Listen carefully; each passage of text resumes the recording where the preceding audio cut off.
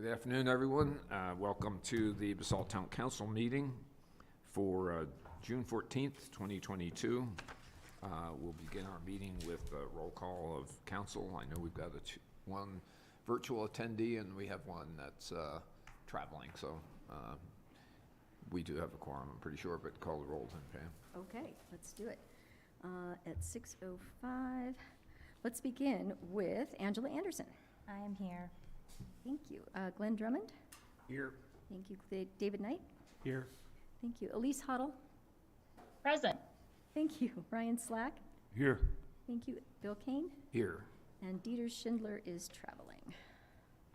Okay, first order of business, I think probably we should modify the agenda. We have our auditors here, and they were scheduled for way late in the agenda, so I would entertain a motion to modify our agenda to allow the auditors to move to position 6A under presentation. So that will be audit presentation will be 6A, and then 6B will be green team update. So moved. Under presentation. Second. Moved and seconded. Voice vote. All those in favor, aye. Aye. Okay, Aye. you guys have moved up. So next order of business is consent agenda. Pretty brief. We just have the minutes from May 24th, 2022. So Mayor, I move the town council approve the consent agenda items as presented. great. Is there a second? Second. Okay, moved and seconded. All those in favor of approving the consent agenda, say aye. Aye. Aye, okay. Any opposed? No. Okay, so the next item is call to the public. So this is a time in our meeting when we allow time for citizens to address council.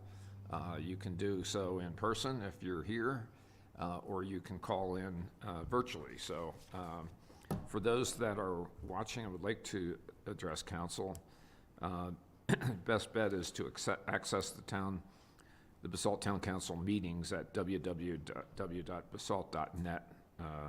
Under the Agendas and Minutes tab, click on the June 14th meeting packet to open.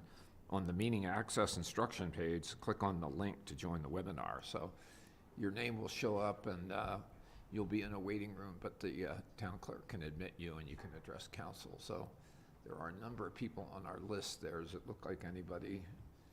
Elise is not one, but Take a look yeah. there. Michael, please, me, and Helmo. No. Okay. Good. So anyone wish to address council tonight from the public? Okay.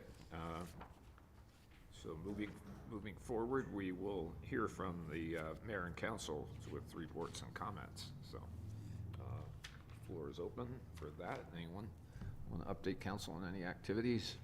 I'd like to just extend a thank you to all the staff and Ryan for getting the pool running, and it's all the kids are just loving Yeah, it. people are loving that. The kids love that robot. We had a little pool. slippery issue and it's fixed, and the new pool manager's taking it all in stride and staffing up, so it's just a great asset for our town. Great.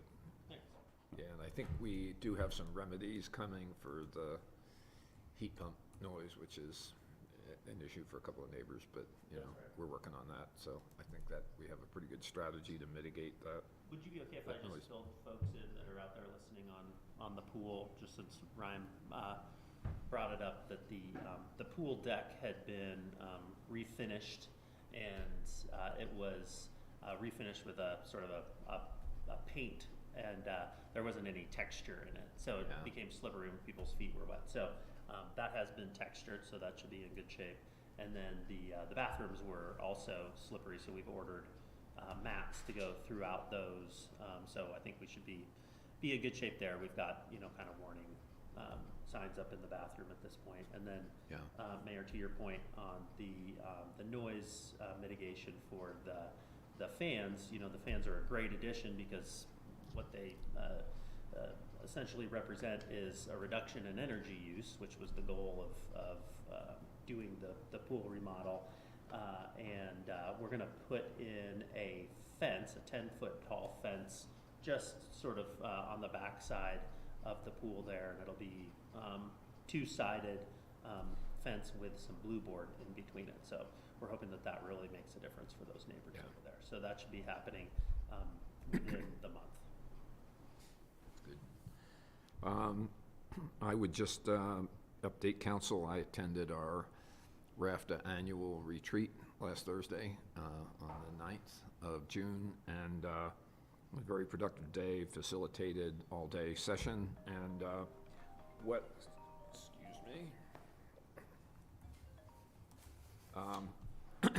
probably the biggest outcome, which is, sorry, this thing will not. The biggest outcome is what is now public information, but I have all the gory details about system cutbacks for RAFTA, so councilors should be aware. It's a very complicated schedule. You know, we have local and BRT and Room Creek, and but the net of it all is it's about across the board about a 15% reduction in service, and it's all warranted by lack of our inability to attract drivers. So drivers are at a premium.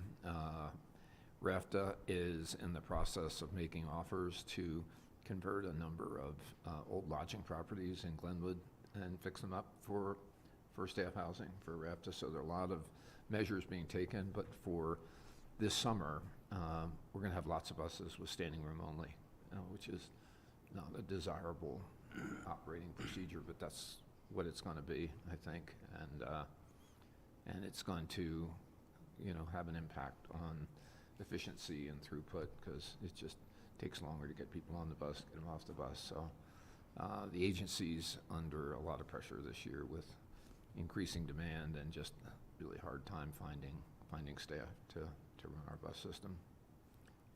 So anybody, $28 an hour, not too bad. So anybody looking for employment, we have opportunities. But that was the biggie, and then we provided a lot of sort of support for staff and looked at kind of green initiatives and financial reporting improvements, and there were a lot of kind of procedural things. But the biggie is, you know, the big story that came out of our meeting was just, you know, the system-wide cutbacks that'll be required. I did bring up to them that, and Ryan submitted a report on our Basalt Connect system, which, you know, I had a chance to test out. Fantastic. Particularly what's happened is the cell phone platform. The app is really spectacular, better than Uber. I mean, you know exactly where the bus is and the driver's name, and it tracks exactly where he is, and it's really a good system. Downtowner has really good software. So, at any rate, RAFTA is going to continue helping us with that. So that's all good news. Recording in progress. That's good to hear. So that concludes my remark. Anyone else? We'll turn it over to Elise. Yeah. Sorry, I got to learn to look for the hand. Speak to the hand. I just wanted to give some committee updates.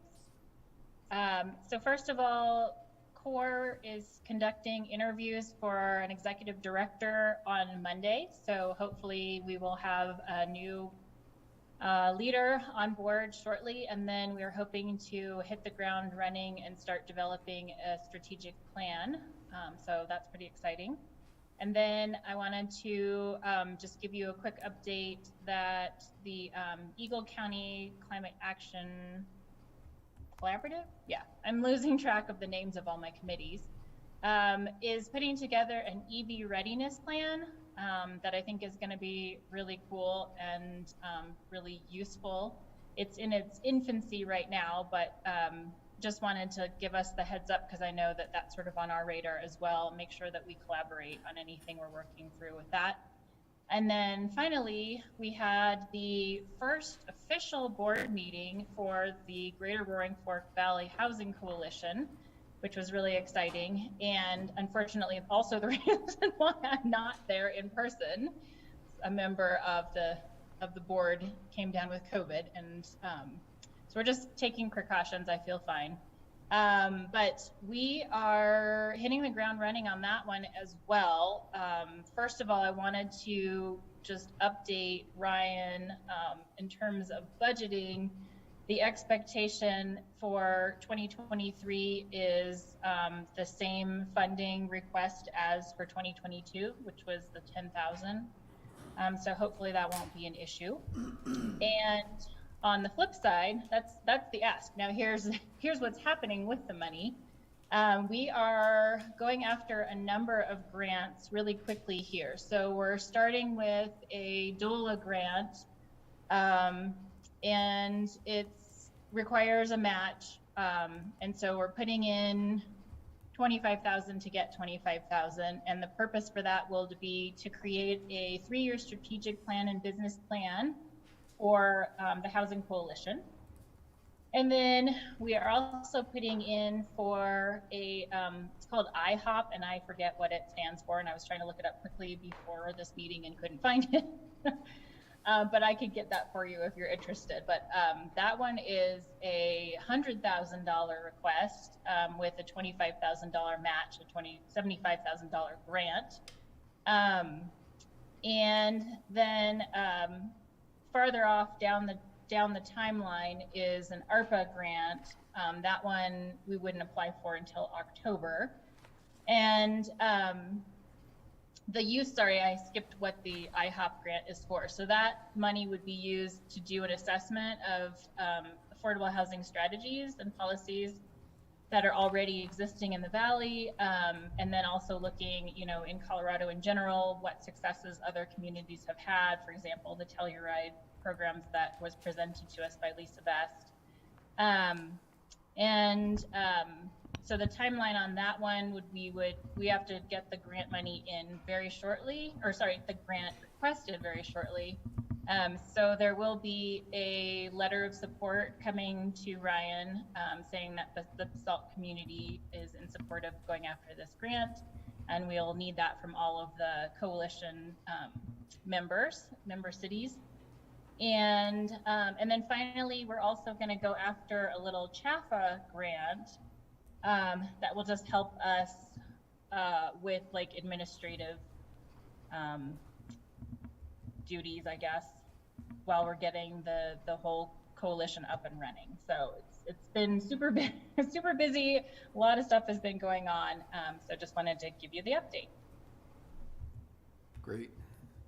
Yeah, it looked like it was a full room and great turnout. A lot of high energy in that room, seemed like. So great. Thanks for doing that, Elise. That's all good stuff. Anyone else? Mr. Manager? Yeah, just a couple of things. Thought I'd bring to your attention today. It was nice to see the chamber has hired a painter for the caboose. So they were out there stripping the paint and sanding and just doing general prep to get new coat of paint, a little facelift on the caboose, which is great.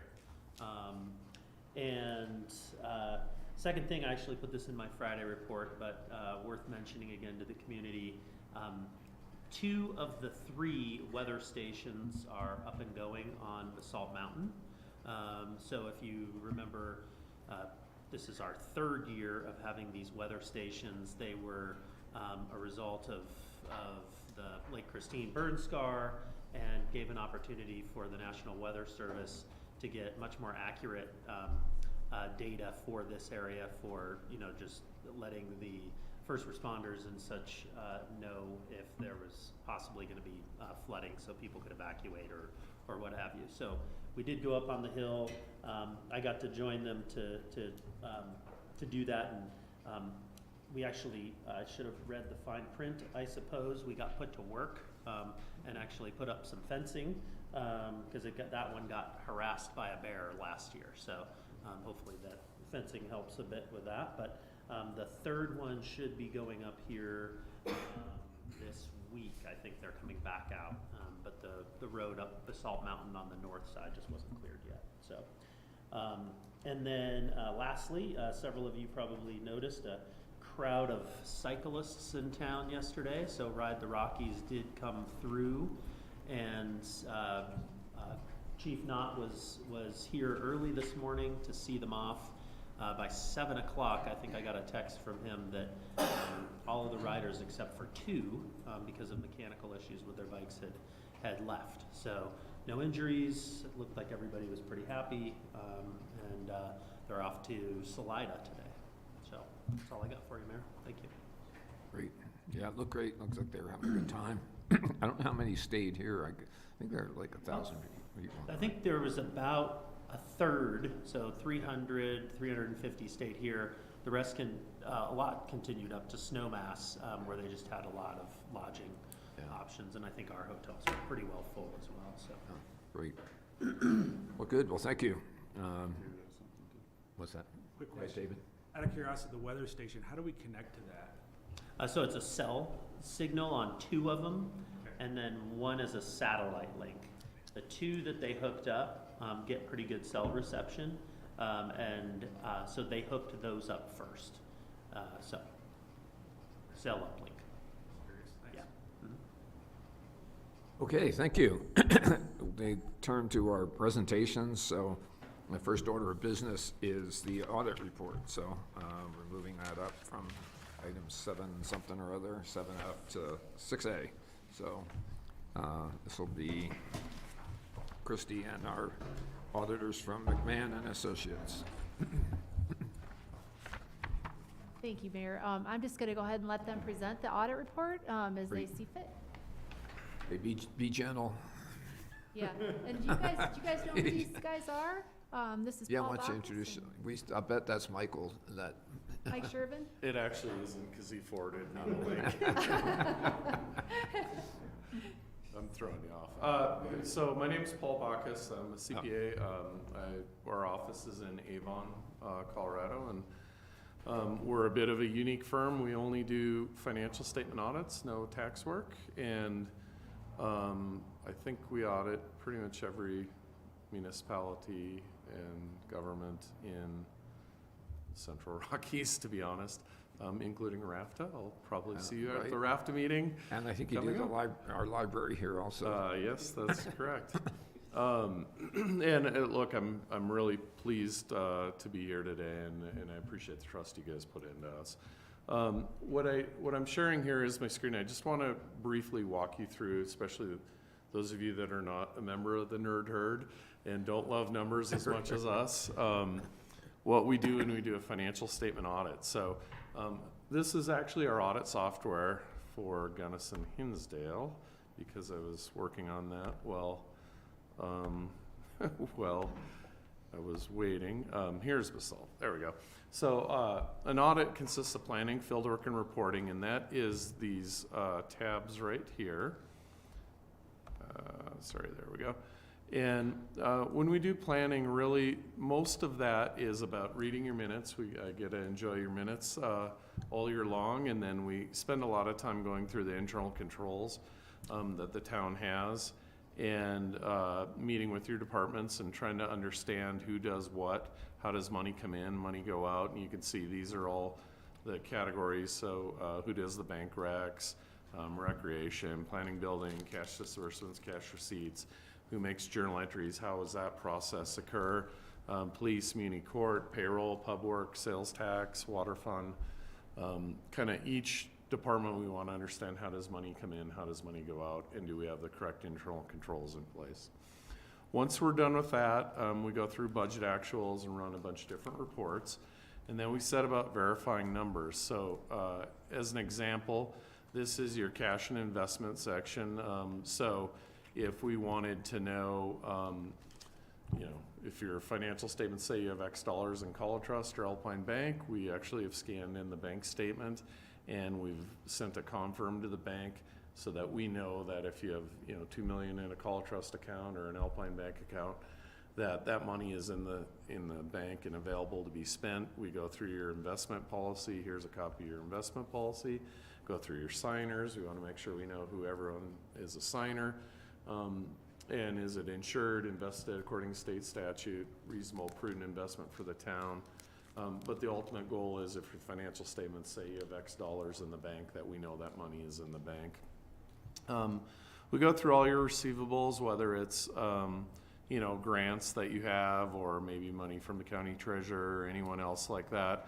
And the goal is to make sure that anybody that owes the town, we're following up on it, we're collecting it, those checks or wires or anything get deposited and coded into your accounting system right away and are correct. We spend time going through your capital assets. Here's various policies you have, and then we have a whole list of your assets. So are your assets insured? Are they accounted for properly? Are we tracking all our assets? Are we depreciating them correctly?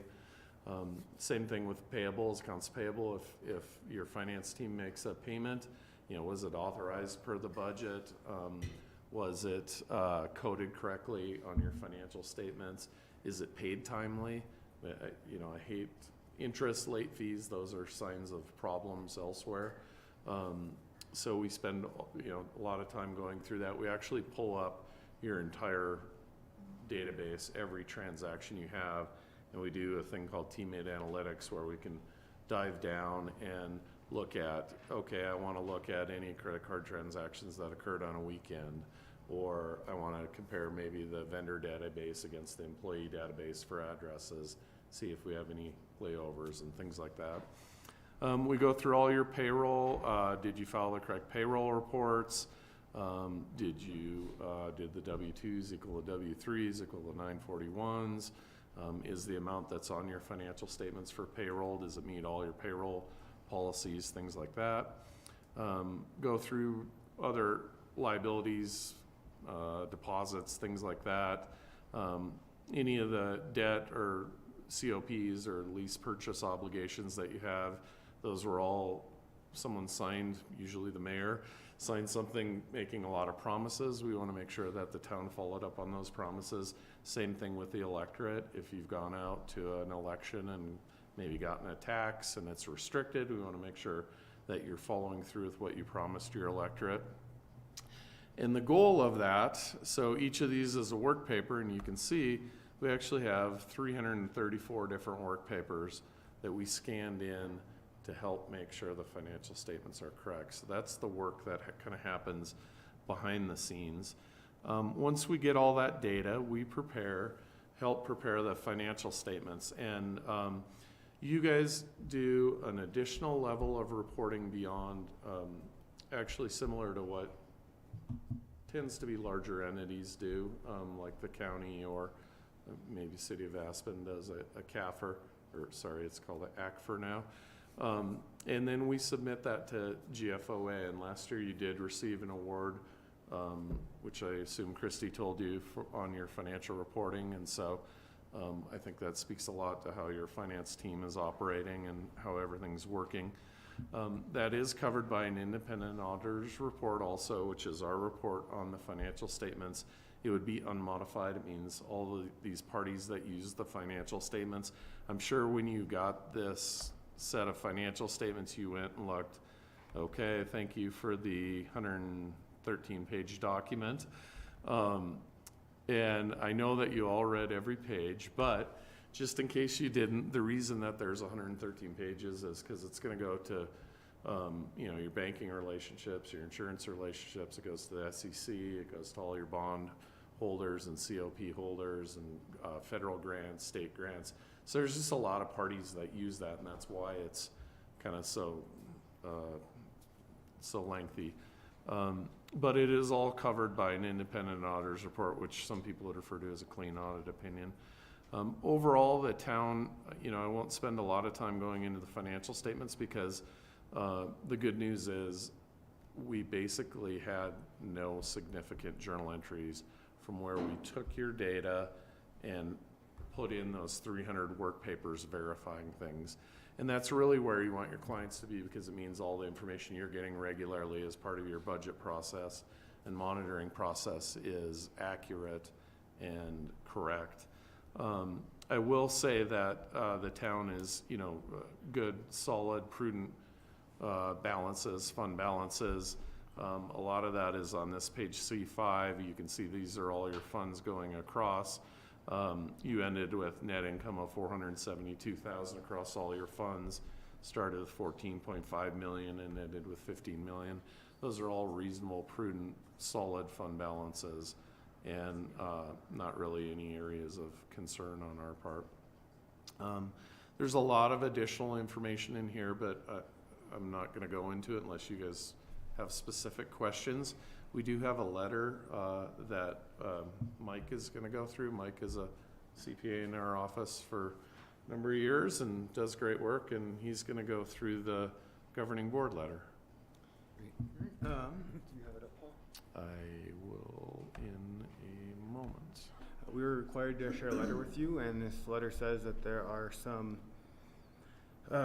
qualitative aspects of accounting, and this letter says that the town did not enter into any transactions that they did not have the authority to do so, and that they did not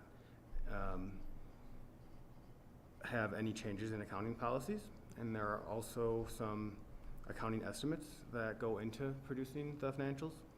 And there is 3 that we mentioned here: the total pension liability for the statewide death and disability plan, depreciation on fixed assets. So you say a building lasts 30 years, it might really last 40, but we still depreciate it over 30 years.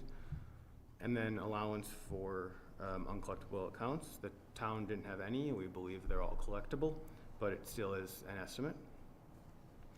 And then difficulties performing the audit. We encountered no significant difficulties. The standard verbiage we are required to include is significant, but we really encountered no difficulties in the audit. Auditors don't say anything nice, really. That's about as nice as you're going to get from us. We didn't encounter any significant difficulties, but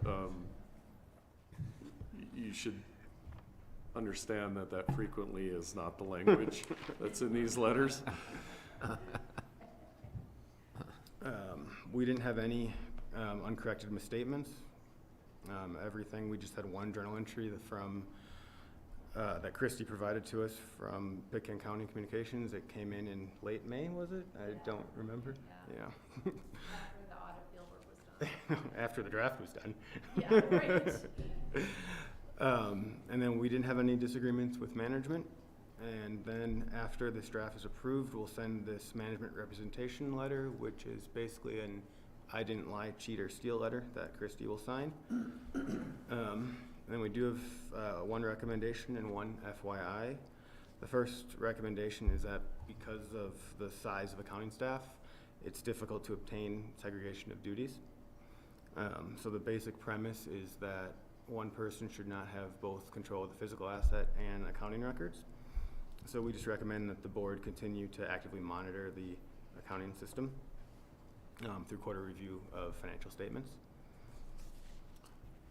And then for next year, there's GASB 87, which we will implement, which basically is if there's any leases that's not already a capital lease, we have to show it as a deferred inflow or a deferred outflow.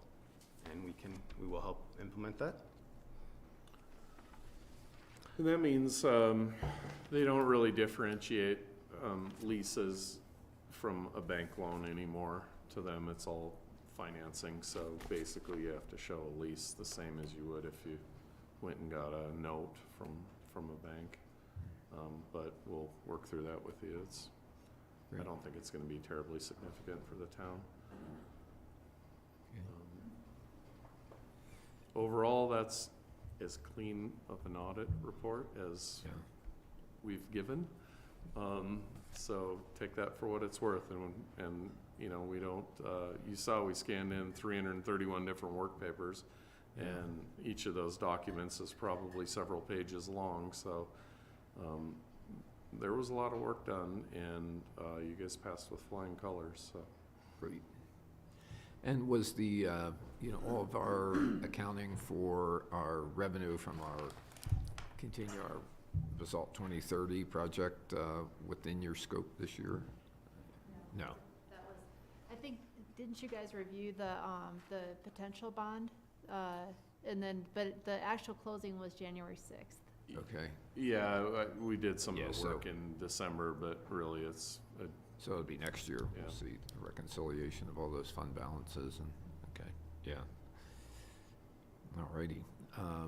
So any questions of council to our audit team. We always joke that, you know, what you look for is like a overwhelming sentence like, "We received the reports." And that's, that's like tantamount to an approval from the audit team. So, Yeah, I mean, we work for council. If we have concerns, we're gonna report them to you, Yeah. but we're pleased to say Right. that we didn't have any. And so normally there'd be a motion to accept, and then we would start filing with everyone that needs it. great. Mayor, Mayor, I move the town council accept the 2021 audit and congratulate Christie. Great. Is there a second? Second. Okay, this probably ought to be a roll call. Roll call's fine. Yeah, so Pam, please call the roll. Or, I'm sorry, a voice vote's fine. Oh, voice, Yeah, okay. sorry, yes. Okay, so all those in favor of accepting the audit presentation, please signify by saying aye. Aye. Okay. Aye. Nice job. Thanks, Elise. Really great job. Did you Thank say you. aye? Yeah, I think she We did. appreciate your trust. Hey, well, thank you, guys. Appreciate it. Does this help our bond rating, or we're rated so well, this, you know, doesn't change Yeah, that for us? the bond rating's really gonna be affected by the fund balance. Yeah. So as long as we're going in the right direction there, I mean, Right. that's a good indicator that your bond rating will Great. be good. Great, thanks, gentlemen. Thank you. Thank you. Drive safe, guys. So that will take us to our next item, which is the Green Team update. And this includes the 2019 to 2022 greenhouse gas emissions inventory report. James, do you have ability to click through? Beautiful cover photos. So I'll just kind of give you a, you know, okay. Good evening, council. Hey, Sarah. Sarah Nadolny with the town's planning department, and I also kind of usher the Green Team through its, you know, relationship between the town and council. And I have 5 filermen here with CORE, and we're going to present some information on the latest greenhouse gas emissions inventory report. And this is really an opportunity to kind of just introduce this report to council. It's just starting to get out there.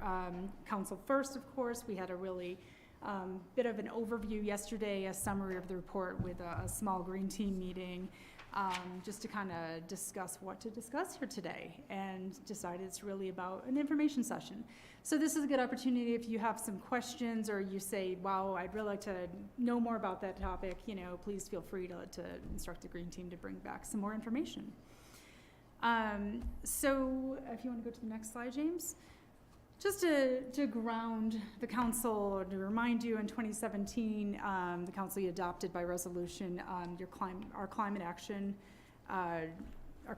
goals, and that is to have a reduction in Basalt's greenhouse gas emissions by 25% of the 2014 levels by the year 2025, and 80% of those same 2014 levels by the year 2050. So to do this, we you know, worked with CORE in order to get a greenhouse gas emissions inventory report to understand where we are. This report is generated every 3 years. We have the baseline in 2014, second report was completed in 2017, and then this current report covers the years 2019 and 2020. Generally, it'd just be 2020. It was a little bit of a wacky year during, you know, the pandemic. Things weren't quite status quo, and so the CORE had contracted with Lotus Engineering and Sustainability to do these reports, and they felt that 2019 data was really necessary to get a better picture of the true picture of Basalt. So these reports were produced for not only Basalt, but as well as Aspen, Picken County, and Snowmass Village, which is really helpful in order to create a regional conversation. These communities were also doing reports, but not apples to apples comparison. So now we have that through this Lotus report. So this report examines the same data that was in the previous categories. We're looking at transportation, waste, and buildings, but it refines those categories further, so it separates commercial and residential. We're looking at types of transportation, fuel use, et cetera. So if you want to go to the next slide, James. Right now, I can tell you that Basalt is not on track to meet its greenhouse gas emission reduction goals. It's pretty clear. In fact, overall, there was an increase in emissions by 15%, and that's compared to the 2014 baseline data. Buildings do remain Basalt's greatest emitter at 48% of total emissions, which is split evenly between the commercial industrial sector and residential buildings. Multifamily buildings are included in that higher, or the commercial industrial use. Transportation sector has increased dramatically since 2014 at 81%. That's very startling, but it's also largely due to the methodology used to calculate the emissions with more refined data. I'm going to kick it over to Fi in a few minutes to go into that a little bit more.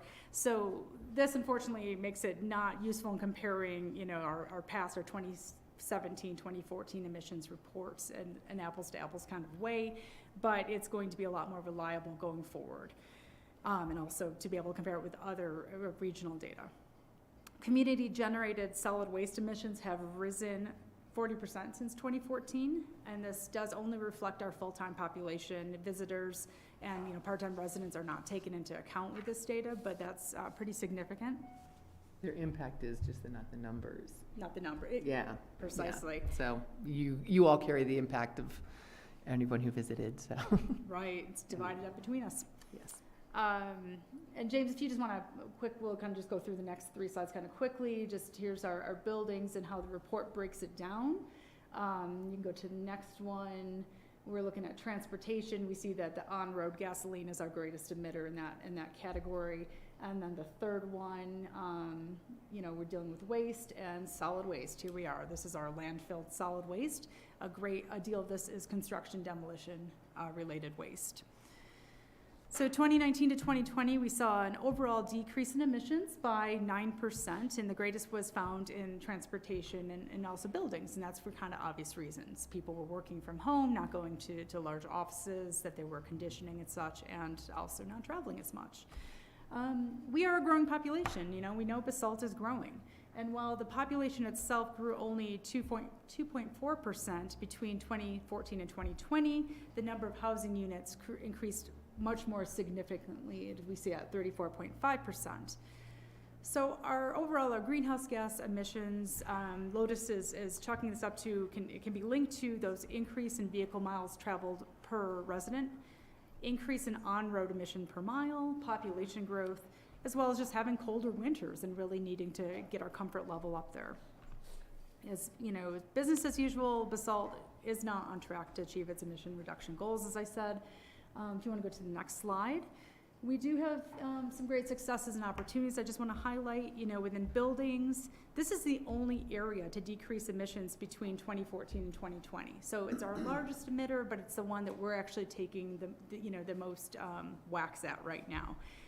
And that's due largely to Holy Cross cleaning their grid and going, on their road to 100% renewables. And also, really, our sustainable building regulations that were enhanced in 2018 have really helped to chip away at this. We've installed EV infrastructure, and the town has been a great champion for that, as well as, solar project. We look at our pool. We've got those great heat pumps at the pool. We have a solar project that's currently, being examined to be underway, so we're making great strides there. As well as transit, we've got the Basalt Connect, we've got WeCycle. We're doing great things in those realms. And I think with opportunities, we're looking at, such a rise in how we're calculating our emissions for transportation. So we really got to start thinking about how can we chip away at that? What can we do in the realms of transit to make, single occupancy vehicles a lot less sexy than they are? Let's figure out how we can chip away at that. We're going to be bringing more building codes. The Green Team will be introducing some enhanced green building codes and sustainable building regulations next month, hopefully. We should be looking towards electrification of our buildings, waste reduction campaign, construction and demolition regulations, and then leveraging resources with our regional, our partners that are available to us regionally, because this is a regional issue, of course. So I want to hand it over to Fi to have a conversation about methodologies and regional report. Sure. I just wanted to kind of share a little bit more about what was different this year than how we've done it in the past.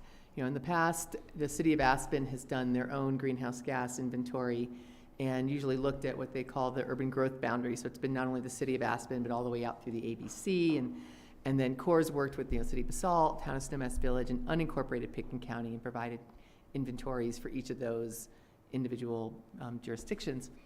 And we really decided that it made sense to do a regional approach. We really wanted to get a regional picture in addition to these individual municipalities. So this year, CORE partnered with the City of Aspen and Pitkin County to contract Lotus, and they did, the individual municipal reports for each one, as well as a regional report that shows just Pitkin County, as well as Pitkin County and the section of Eagle County that's on this side, so that we got a picture of the whole Upper Valley.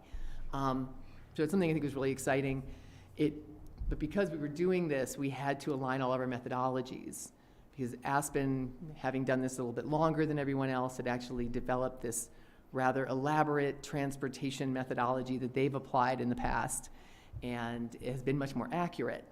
And as a result, we took that methodology and applied it throughout the area, which is why you see this huge, when you see the report, you'll see a very large bump in the transportation sector. And it's essentially, previously, the company, Fair and Piers, the contractor who's looked specifically at the transportation, had done a survey, and then that was extrapolated to all the different communities.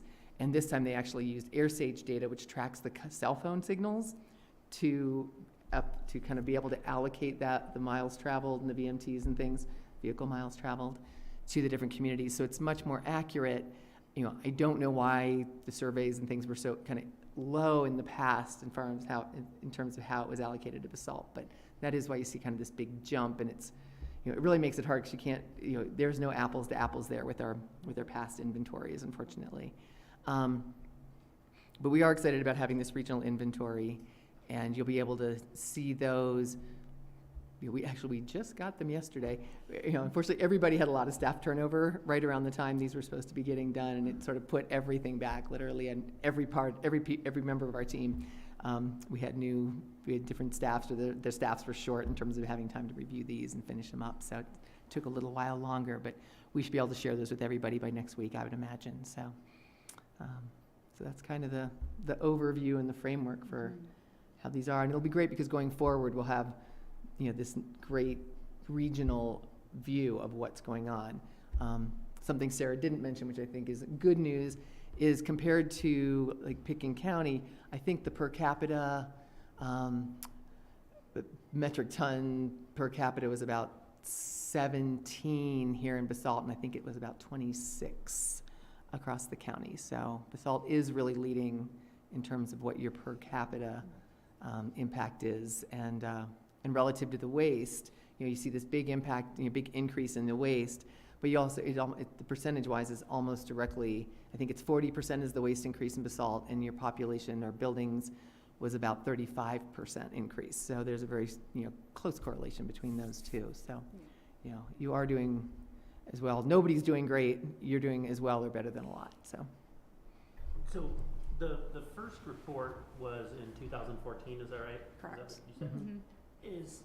Was there a way to measure, we've done a whole lot of mitigation, if you will, since then. Obviously growth has occurred, so it's almost like one step forward, two steps back as far as the measurement. Is there any way to determine the effect that all of these solar installations and the pool enhancements and we cycle or whatever these other measurements you're doing, that those would have, just to get an idea of, were these good investments, or are they just not as effective as they could, right, as we hoped they would be? Both. Right? Yeah. They're definitely effective, and they haven't had the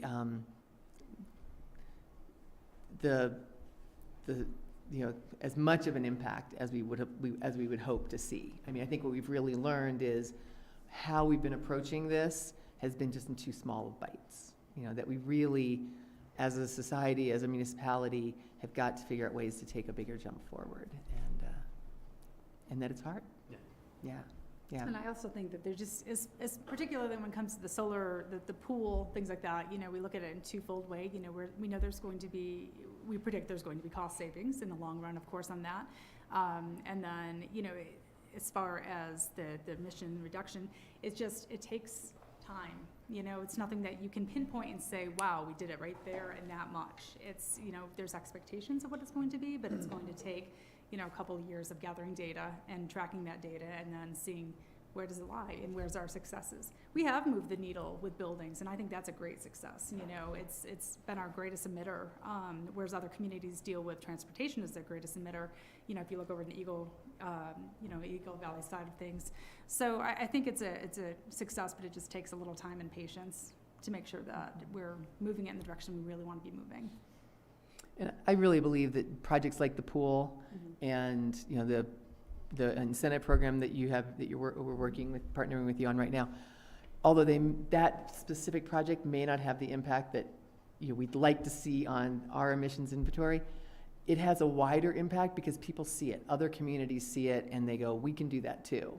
And so, and being a leader and taking the risk that you guys took to do that project and put in the heat pumps and, kind of push the needle there does have a larger impact than we can measure, right? But they're important. They're probably one of the most important things I think that you can do in those small steps. So Sorry about allergies. going forward, it looks like, the real opportunity for savings in CO2 emissions is really in the transportation sector. Would you say that? We're That and building making headway on electrification. buildings. Yeah, the natural gas with the Holy Cross getting greener, Yeah. the anything electrical becoming very closer to net zero. But the gas appliances and things, heating systems are things that we need to move away from if we There's one number can. that jumps out, like diesel, 607% increase in diesel emissions. What? It's like Right. accounting. The whole number, couldn't we I get have a to better wonder- baseline on 2014? I have to wonder if that wasn't in the 2014 and I didn't go back and look at it. Did you get a chance to look at No, 2014? I really didn't, but I Yeah. was thinking that it might be helpful to staff, to council, to everyone, just to kind of have a little bit more of a, I know it's not apples to apples, but maybe more of an understanding of the data of where it starts. And that's why I wanted to bring this, because I want to know what kind of questions do you have, and how can the green team put together something that's a little bit more palatable? I would just say it's unfair that, and it's Yeah. not you guys, it's just Sure. the way the reporting's done, but Right. this doesn't show an accurate thing, and so now the article that can come out tomorrow is Basalt misses green initiatives when that's all, Right. on the But- last council, we were head over heels for green initiatives, and so this is Right. Well, we're not alone. If you saw the Sure. recent, there's a Yeah. recent article that came out about Eagle County had the same discussion. And it's not, they also have a different methodology, and theirs is very much related to transportation. And so this is something every community really is experiencing. And I think it's an opportunity to kind of regroup and say, okay, well, all right, it is tough to we don't have an apples to apples comparison, but what can we do moving forward? We still know we need to move the needle, Of course. So what can we do that's gonna really bring some value, and I think Basalt's been doing an excellent job. I didn't mean to bring this as a doom and gloom thing. No, it's Because not. it feels like that. It just, the numbers don't represent The work that you're doing. accurately. One line out. Is there any So way there's to a footnote or a, go back it 18? needs a It's in asterisk. there. It's in the written part. Yeah. But could you go back to 18 or 17 or 16 with that same cell phone data to gauge it slightly I more? don't think 'Cause, we if you have went it. from 19 to 20, we're doing great, we're dropping, Right. all those numbers are dropping, so then we are making a stride, but when you compare it back so far, it just, Yeah. We can ask the consultant if they could do that, and we could let you know I'm sure. what it would look like to do that, if they can actually get that data. I don't know. Yeah, I know it's, I don't know how Okay. we put it in a light that we have a better story with it, except to say that, you're not alone, right? And that you've actually done some great work. Well, good. So I think, the message for us is maybe we start with the 2019 baseline or something, But anyway, that we'll work on. So. Yeah. And I wanted to let you know also that I included in the packet, there was 2 reports the consultant provided, and one was a summary and one was a much larger report. I wanted to make it palatable. The summary really gives you all the things that you need. I will be, I'll provide this maybe to Pam to provide to council. And we will be putting this on the Green Team's website, try to get it up tomorrow. Both the extended report that's got the appendices and such, so you can kind of wade through that at your own, leisure, as well as the summary report, which is what was in the packet. Okay, Great. Thank you. thank you. One quick Questions, guys? David? Yeah, so another area of opportunity, it seems like, there's electrification up there, but the existing built environment Yes. is what it is. We've talked about it, I think multiple times since I came on council. Right. I'm still struggling. What can we do to nudge existing, homeowners, commercial owners to replace things? What are other communities doing? It would be really great to see. These were awesome opportunities and kind of success as a summary of that. Yeah. What can we do to add in what we can do to incentivize with the means that we have? Right. And maybe with partnerships, existing commercial and residential to electrify and efficiency too, right? Both. Yeah. Well, I think on the residential side, we are experimenting with this double the incentives effort right now, and we have had a very good response to that. I should have brought max numbers for this, but I want to say we've had 8 to 10 immediate responses to the email that went out, which is a very high number for, I think we sent out 300 targeted emails, which if any of you are kind of on watching, understand the social media metrics, that's an extremely high response rate, and the number of people who actually opened it and clicked through was even higher. So we had a very positive response to that, and we are seeing some uptake. And so we think that, that kind of messaging and those type of programs that really show that partnership do play a role. On the commercial side, CORE is partnering with the city of Aspen to do a benchmarking program. And for the commercial buildings, that's really what we are seeing across the nation of communities adopting to really try to target their commercial properties. And a benchmarking program is literally passing an ordinance that requires commercial buildings of a certain size to benchmark. And there's like a national databases and things for that. And then the next step is to pass a building performance requirement. So it requires commercial buildings to ratchet down. And we're hoping that maybe if you're interested, I'm sure Aspen would be happy to come talk to council about, what their process has been and, what their goals have been with that and the success or where they hope to see it go. But so we're hoping that we can, have Basalt, Snowmass, everyone look at it, starting to adopt those types of ordinances and those types of steps. I think the other thing that we're, watching is there a way to do either finance projects more upfront so people don't have the upfront cost, and people want to do the right thing, but they look at the cost and they backtrack. And is there some way you can finance it and have them pay less over time or something is another option.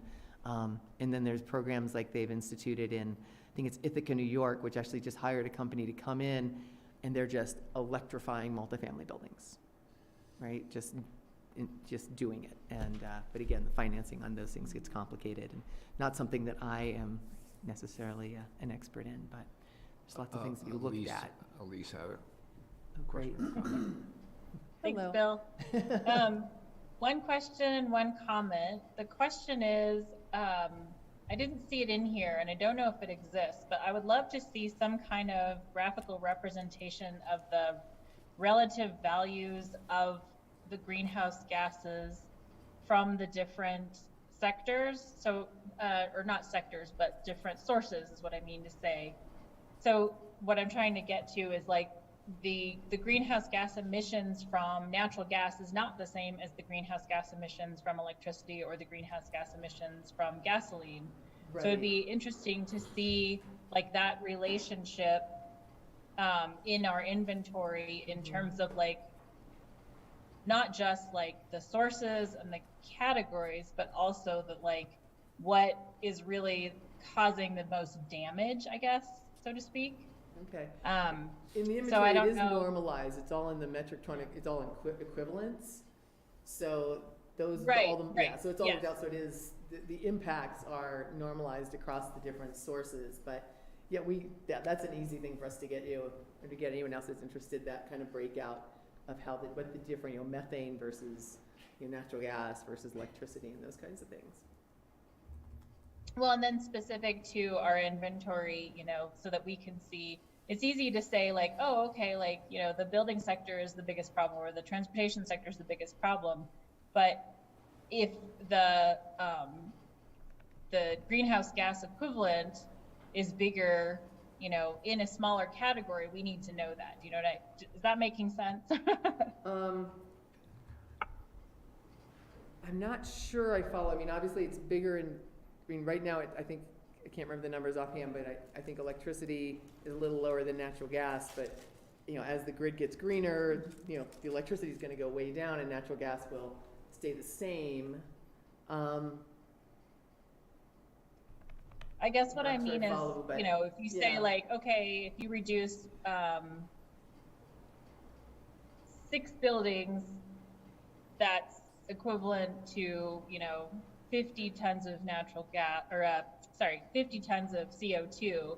And if you take six cars off of the road, that's equivalent to, 3 tons I of see what CO2. you're saying. So where you're comparing the individual, like the actions. Okay, I do not know, and it may, let me check with some resources and see if there is something like that out there. I can't imagine that there's not of some sort, but it doesn't ring a bell, so, yeah. I mean, worst case scenario, I could go on the EPA's website and convert everything, but I think that Right. there might be an easier way to sounds do that. painful, yeah. I mean, yeah, let me talk to my people who might have better insight into this and see if anyone has something that they can think of. Thanks. Yeah. And then the comment was just to say, thank you for doing this. I just think, it's not doom and gloom. It's just a reminder that we have to keep at it, that this is, not going to go away. It's not a short-term fix. It's easy in human nature to want to focus on the short-term problems and easy solutions, and that this is just not one of them. So I appreciate you guys bringing this to us and reminding us all. Thank you. Yeah. Now you've got me thinking about that. I'm like, yeah, that totally makes sense. I'm like, okay. Okay, guys, thank you. Thank you very much. Thank you. Thank you. Well, I'll be staying up here, I guess. So, we turn now to council actions.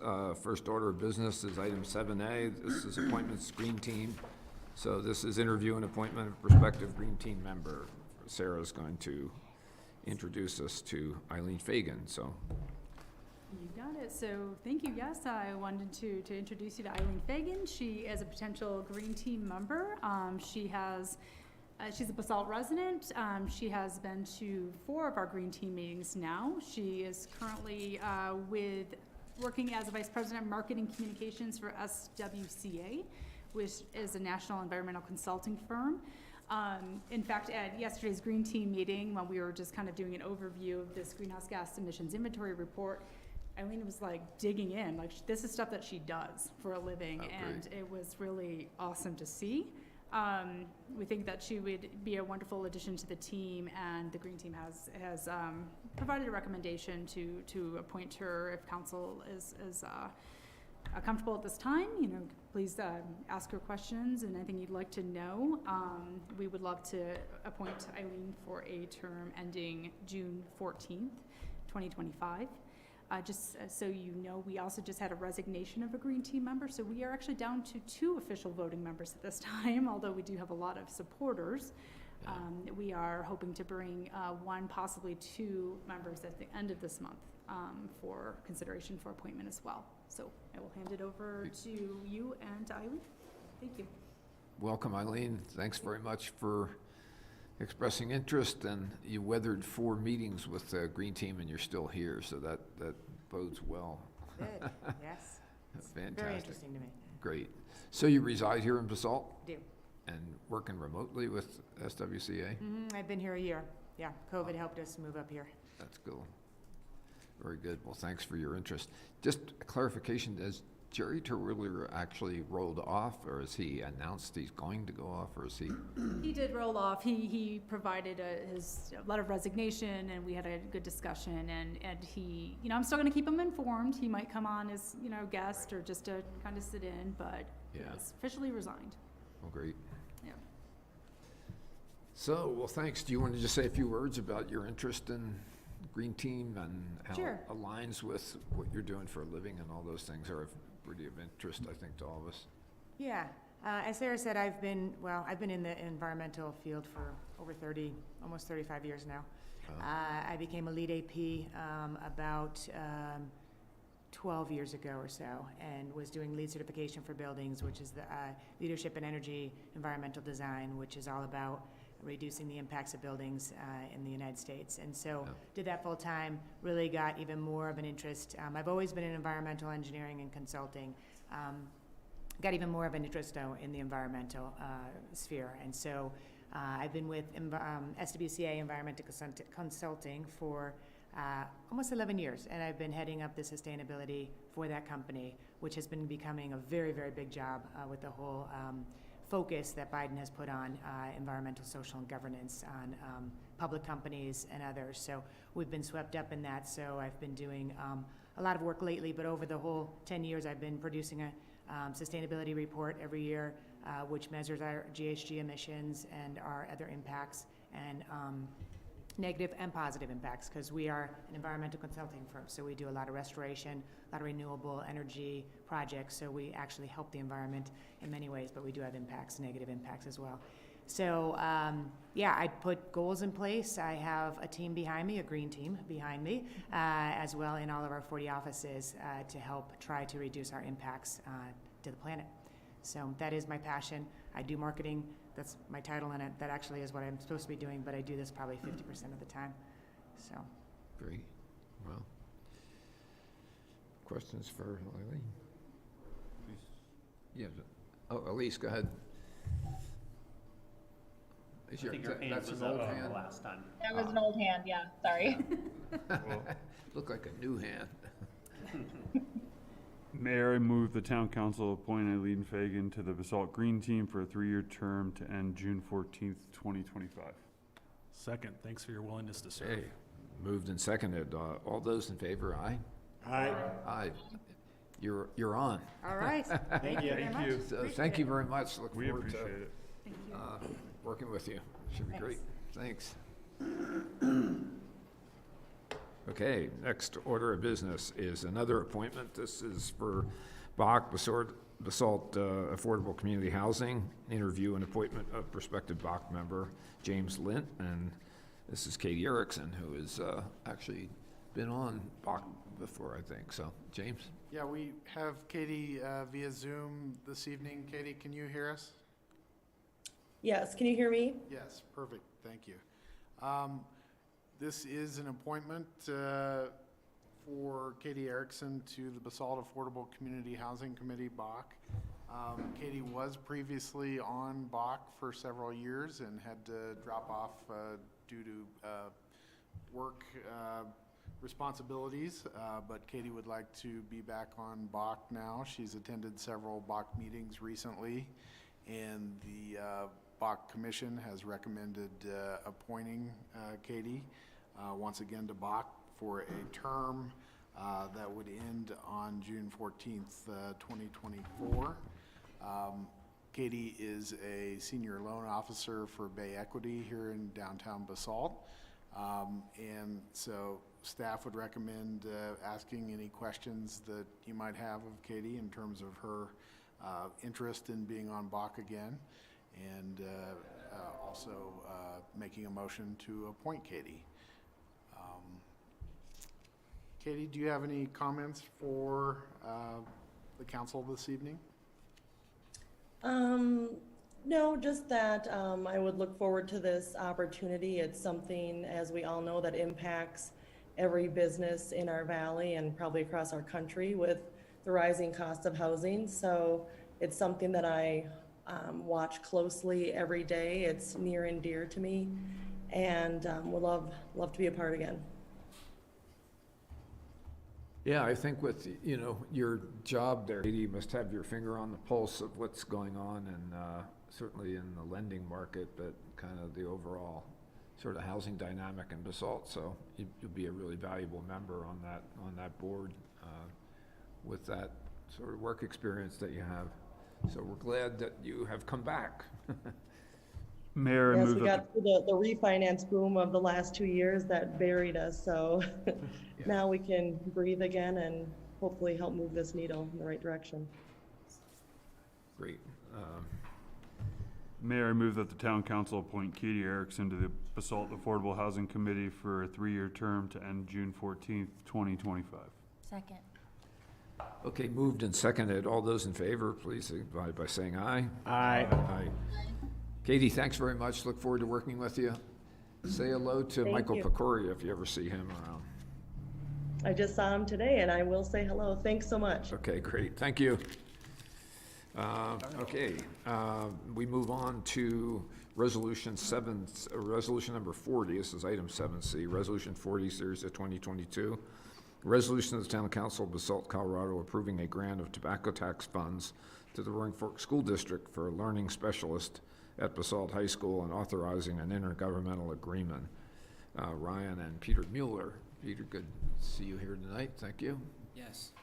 You want to come sit up here, or? Sure. Great. So I'll kick it off, and Sure. I'll let Peter say a few words. But as you may recall, back in April now, I think it was, staff had worked with the middle school, and we had worked with the high school to look at some of our tobacco tax and looking just to put that money that we've been collecting for a few years now to beneficial use into the community. And as a reminder, sort of simultaneously when we were approving and having those discussions about the use of tobacco tax, we also did a supplemental appropriation. And so that supplemental appropriation ultimately would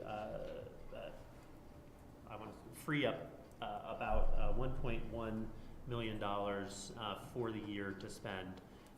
And we've come pretty darn close to that. We had 100,000 left, and so Peter and I began talking about some of the needs, their academic needs at the high school, and I just asked him to write up a proposal for what they think they might need. And so he's done that, and I'll let him talk a little bit more about it. But really what they're looking for is a full-time learning specialist to help with their core classes. This would be a 3-year grant. Of course, it's subject to annual appropriation. But before Peter jumps into that, just as a reminder for those listening and for council, in the last few years, we've done a pretty good job of getting this money out into the community. So, of our ongoing grants that we have, we did $150,000 for the Hope Center.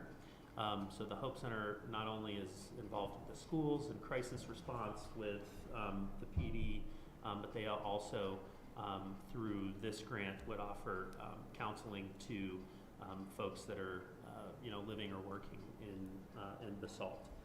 We also did hire, or pay for, rather, a full-time counselor in the elementary school, and that was a complement to an Eagle County grant that was paying for counselors in both the middle school and high school. So that kind of rounded out that counseling piece for the schools.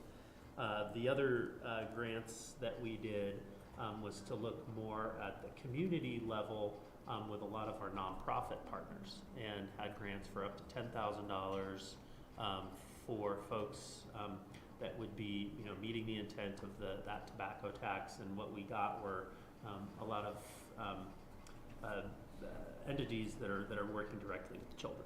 So, and then some were veterans, and then fewer, but medical needs and things like that for adults. So those are now out into the community. And then we also were doing the Pickens County Detox, so that's about $17,000 a year, and that's just a really great service for our PD. It's an option for people to get into detox and get continuing services rather than going directly to the hospital and incurring a lot of bills. It's free to them to do that.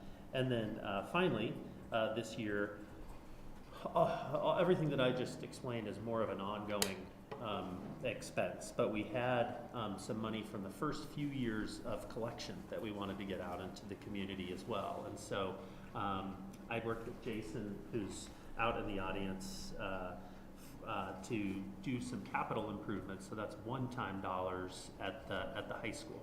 And so that's going to go toward the new track that will go in, the new bleachers and press box, and then also finishing out the weight room that in part had been funded largely to date by the boosters. So that'll finish out that project.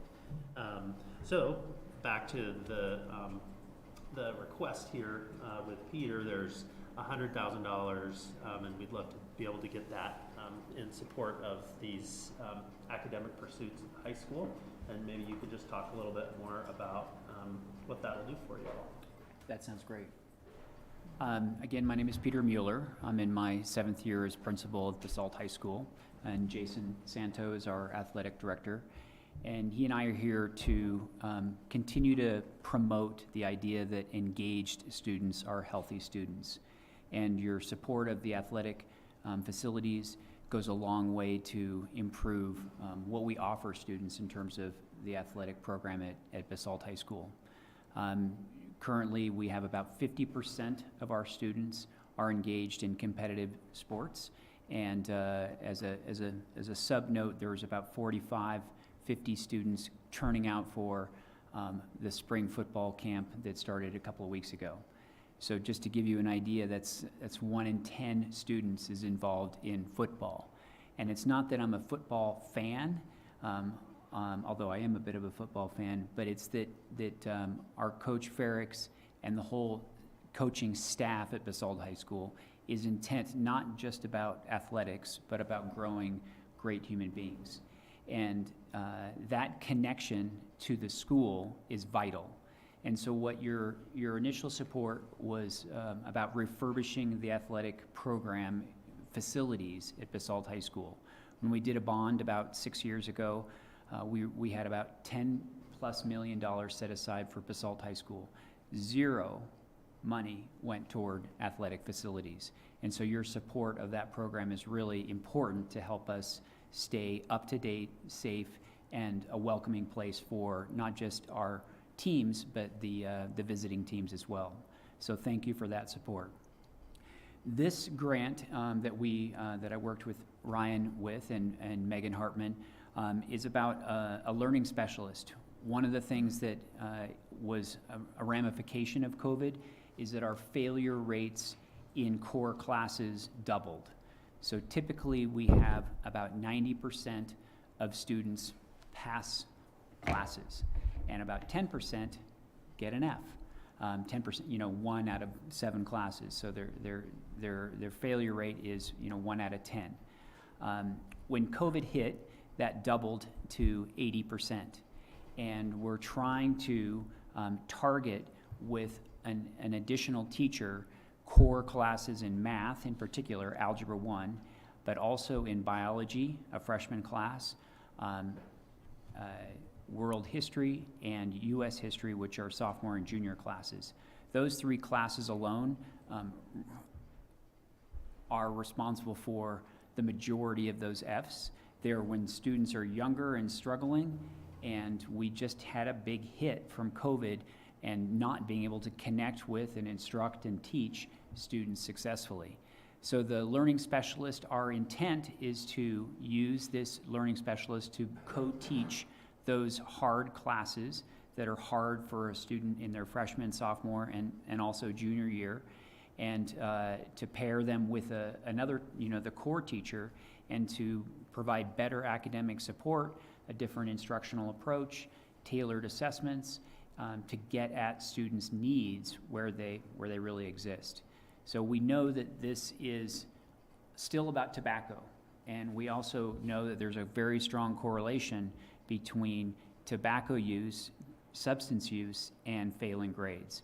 And so we're really trying to address the root of the problem, which is if you are engaged intellectually, personally, connected to your school, you will have a better chance of staying substance-free. You know, we will always have a tobacco and substance challenge at our school, as any school does, but I think we do a very notable job of supporting students at the root cause, which is where they are personally, physically, and intellectually. And this grant would be, in a sense, a way to claw back the learning lost in the COVID era. Thank you. Yeah, great. And I was noted in the write-up that there seems to be a kind of demonstrable correlation between maybe grade point average or academic standing and propensity for kids to use tobacco. So the better you do, the statistically the occurrence of tobacco dependency is that much lower. So that's right. It all seems. A question about the co-teaching concept. Is the co-teacher actually physically present in the room with the core teacher? Are they together in the classroom? Yeah, it's really to affect the teacher, the core teacher, him or herself, but also to work independently and directly with the students in the class. So you basically, instead of having one teacher, you have two teachers. Yeah, that sounds great. Is the 100,000 for 1 year or 2 years or what's? It's for 1 year. 1 year. But it'll be a commitment for 3 years, is what essentially we would do. So 100,000 a year. Yeah. Okay. And is that fund 2 co-teachers or what? How is that one? Just one. Okay. Yeah. All right. And on average, in those classes, about how many students are there?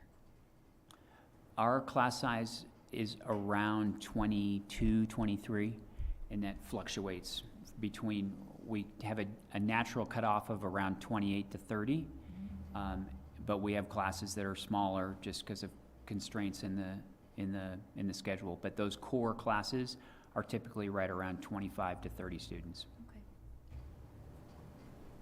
Great. Questions, guys? Sounds great. No, sounds like You great mentioned, I have a question, testimony. sorry. Elise, go ahead, please. I just want some clarification, a little bit further about what you were asking, Bill. So $100,000 is for one learning specialist. And if we're actually paying a teacher $100,000, I would jump for joy. But I'm guessing that's not the case, and I would just like to know what kind of administrative dollars we're looking at. Burden. That's got to be, all the insurance and, Yeah, the district uses a common figure for a full-time teacher, which is about it's about I think $75,000, and now that doesn't include insurance, retirement, So we wouldn't be nickeling and diming the town of Basalt. We just ask for the cost of a full-time person, which will be whatever it is, it is less than $100,000. You're not going to write a check for $100,000. You're going to write a check whatever one equivalent is, which is the person could be paid $50,000, but the district just uses a formula for all full-time teachers. Okay, thank you for the clarification. Discussion, questions, motion? Mayor, I move the town council adopt resolution number 40, series of 2022. Second. Okay, moved and seconded. All those in favor, please signify by saying aye. Aye. Aye. Mr. Mayor, sorry to interrupt, but Roll it's call. about time for our favorite roll call procedure because we're utilizing Okay. our electronic right. participation policy. I will now ask for a roll call vote. All right. Let's begin, please, with Glenn Drummond, Yes. Elise Hoddle, Yes. Ryan Slack, Yes. Bill Kane, Yes. David Knight, Yes. and Angela Anderson. Yes. Motion carries unanimously. Thank you. right, thanks Thank you very so much. I Thanks, appreciate your Peter. support. Keep up the good work out there. Will do. But, you know, I think we are heartened to see this funding go into academic excellence, and, you know, we know that athletic facilities are, you know, good for morale, but, you know, the academic performance is really, I think, the core focus of this kind of money, so. Yes, Appreciate you looking at that. absolutely. Thank you. Okay. Thank you. Thank you. So next order of business, this is continued public hearing and resolution number 37, series of 2022. Resolution of Town Council of Basalt, Colorado, granting subdivision PUD preliminary plan approval to construct 155 dwelling units on Parcel 5, Sopranos Meadows subdivision PUD. Awesome Co. LLC application. James. Thank you. Let me share my screen real quickly here, just a quick second.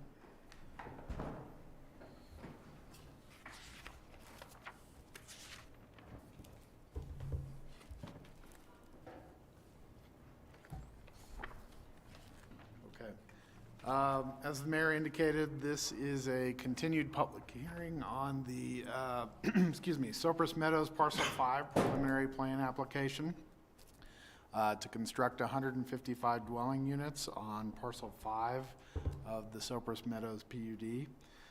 This evening, staff would suggest hearing an update on the project, discussion items from staff, hearing applicant comments, and then taking public comments as it is a public hearing, and to provide council discussion after that. So to begin with, staff would like to give a brief recap of the proposal.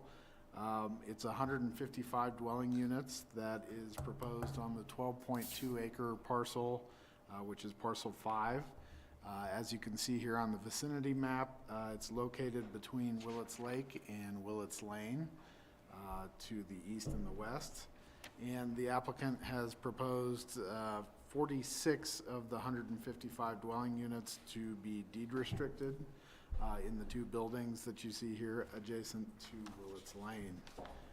As part of the proposal, the applicant is proposing to finish off the Willets Lake by regrading the bottom portion of the lake, as well as to finish constructing the trail around the west side of the lake, which is not constructed at this point. The applicant has also proposed 3 access connections, an access connection onto East Valley Road, a vehicular access connection onto Evans Road by Possum Lane, and then also as part of the review, the applicants originally proposed an emergency access connection onto Willets Lane, at this point by the Affordable Housing, but after hearing comments from the emergency services that they desired a full connection on all 3 points, the applicant agreed to have a full connection onto Willets Lane as well. So there's 3 full vehicular connections that are proposed by the development. And then as part of the discussion, the engineers all recommended a 3-way stop at the central intersection in the development. And the applicant is also proposing to construct a playground that would be maintained by the HOA as part of the proposal. The review process is a 3-step PUD process. They received sketch plan approval previously, and they're in the preliminary plan application phase. If the application were to receive preliminary plan approval, the applicants would have to come back through one more round of review by the P&Z and the Town Council. And there'd be public hearings at both the P&Z and the Town Council as part of the final plan. With regards to the discussion items were outlined in the packet materials for the May 24th packet. And there was staff's memos to the Planning and Zoning Commission in that packet that provided analysis around these topics. Staff this evening would like to highlight 3 of the discussion items. The discussion items of affordable housing, access as well as vested rights and phasing, so that we can give you updates since the last meeting on these topics. So to begin with, the affordable housing topic, as was noted in the staff memo, the applicants have proposed 46 deed-restricted affordable housing units, which is up from 44 units at the sketch plan level. The applicants are also proposing a 0.75% real estate transfer assessment for affordable housing purposes, and then a 0.25 real estate transfer assessment for public transportation funding. This is in addition to the 1% real estate transfer assessment that was required by the original Meadows approvals, so that the applicants would have a total of a 2% real estate transfer assessment. At the last council meeting, council provided some direction to the applicants to look at making a portion of their affordable housing to be a for sale product instead of the entirely rental product that was proposed previously.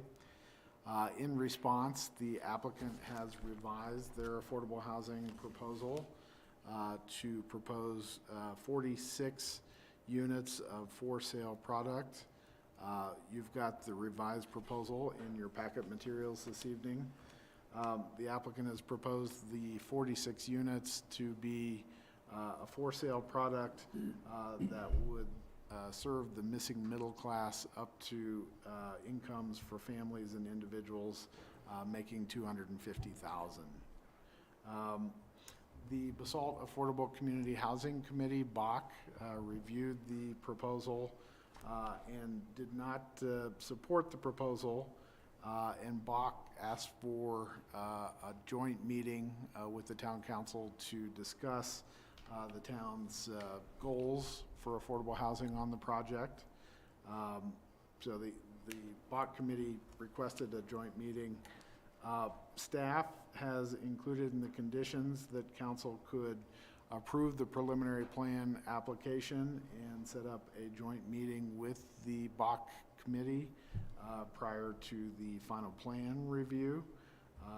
Because once again, this is the preliminary plan review, and there's one more round of review with P&Z and council at the final plan level.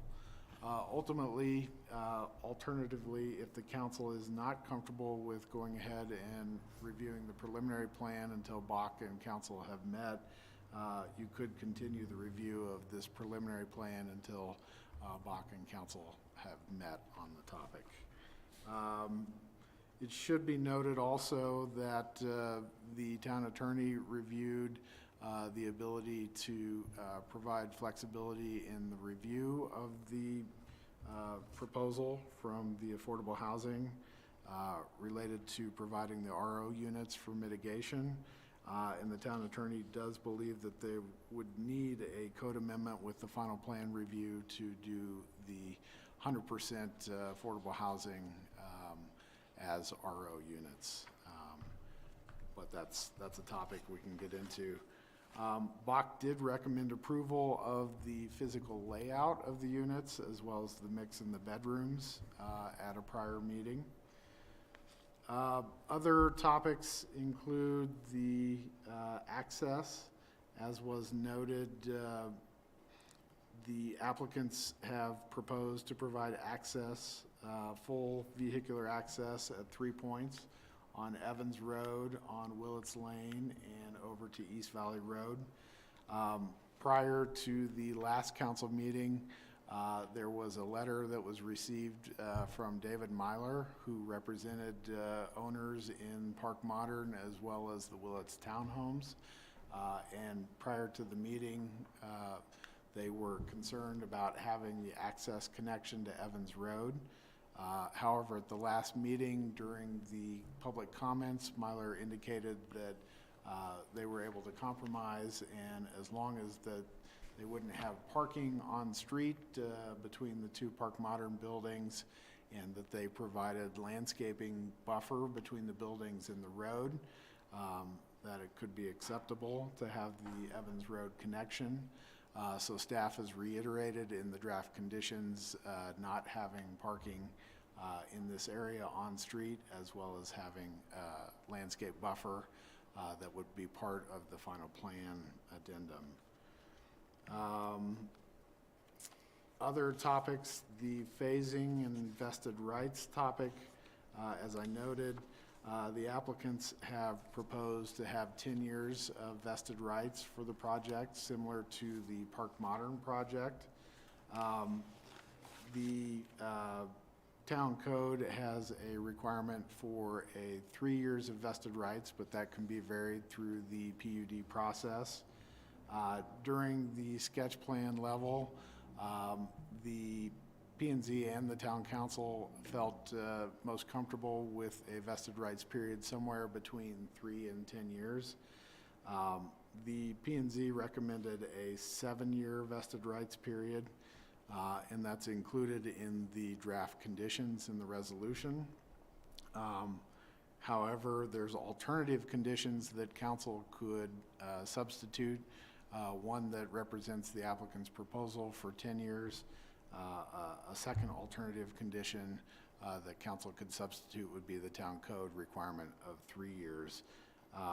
It should be noted that the applicants have proposed for there be a kind of stay during recession periods on the vested rights. That has not been included in the conditions, but there's been an ability to extend the vested rights in the draft conditions through the council process that's established in the town code. The P&Z ultimately made a recommendation of approval on the project with the conditions that you have in the draft reso. So this evening, staff would suggest hearing more comments from the applicant on the affordable housing component, and then providing council questions, and then taking public comments and providing council discussion. Ultimately, you could either make a motion on the resolution, or you could also alternatively continue the review if you wanted to have Bach joint council discussion before the preliminary plan is reviewed and finalized. We do have the applicants here this evening. We've got Michael Lipkin and Jody Edwards, and we've got Jeff Orsolak and Jay Ray Barlow. Got Jody Edwards. And Jody Edwards. He said my name. Yeah. He who needs no introduction. Good evening, Michael. Would you like to kind of bring us current? As you know, we Sure. had a good, lively conversation last time. There were a few outstanding issues, so you'd love to hear your thoughts and progress. Sure. You know, I don't think I need to go back through reminding us that we we don't have to go back to the cooling of the earth on this. I'm sorry. We don't have to go back to the cooling of the earth on this. Exactly. Kind of go back to a couple of weeks and ago. by the way, that'll get around to the vesting question, how long I've been doing this and how slow things move, despite the fact that it seems like everything's moving in too fast in Basalt. One of them is in construction.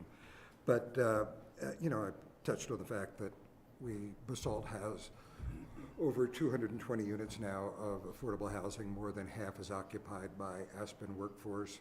I think we've all discussed the idea maybe it's time for Basalt to take those units back and use them to build the Basalt community rather than to continue to try to house Aspen's ongoing need. And I think we all know that neither Aspen or Snowmass, which are beneficiaries of Basalt's affordable housing program, allow Basalt workers to be in their affordable housing. So, you know, I think we're just leveling the playing field a little bit.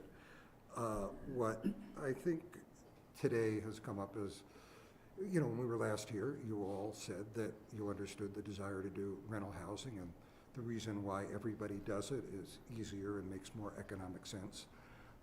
But on the other hand, you said you've got a lot of that already and a lot in the workplace or in the pipeline, and you'd like us to try to come up with a formula to make for sale work.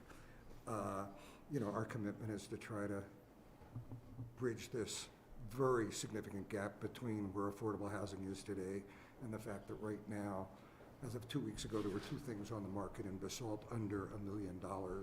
and neither of them I would have considered particularly attractive at that price.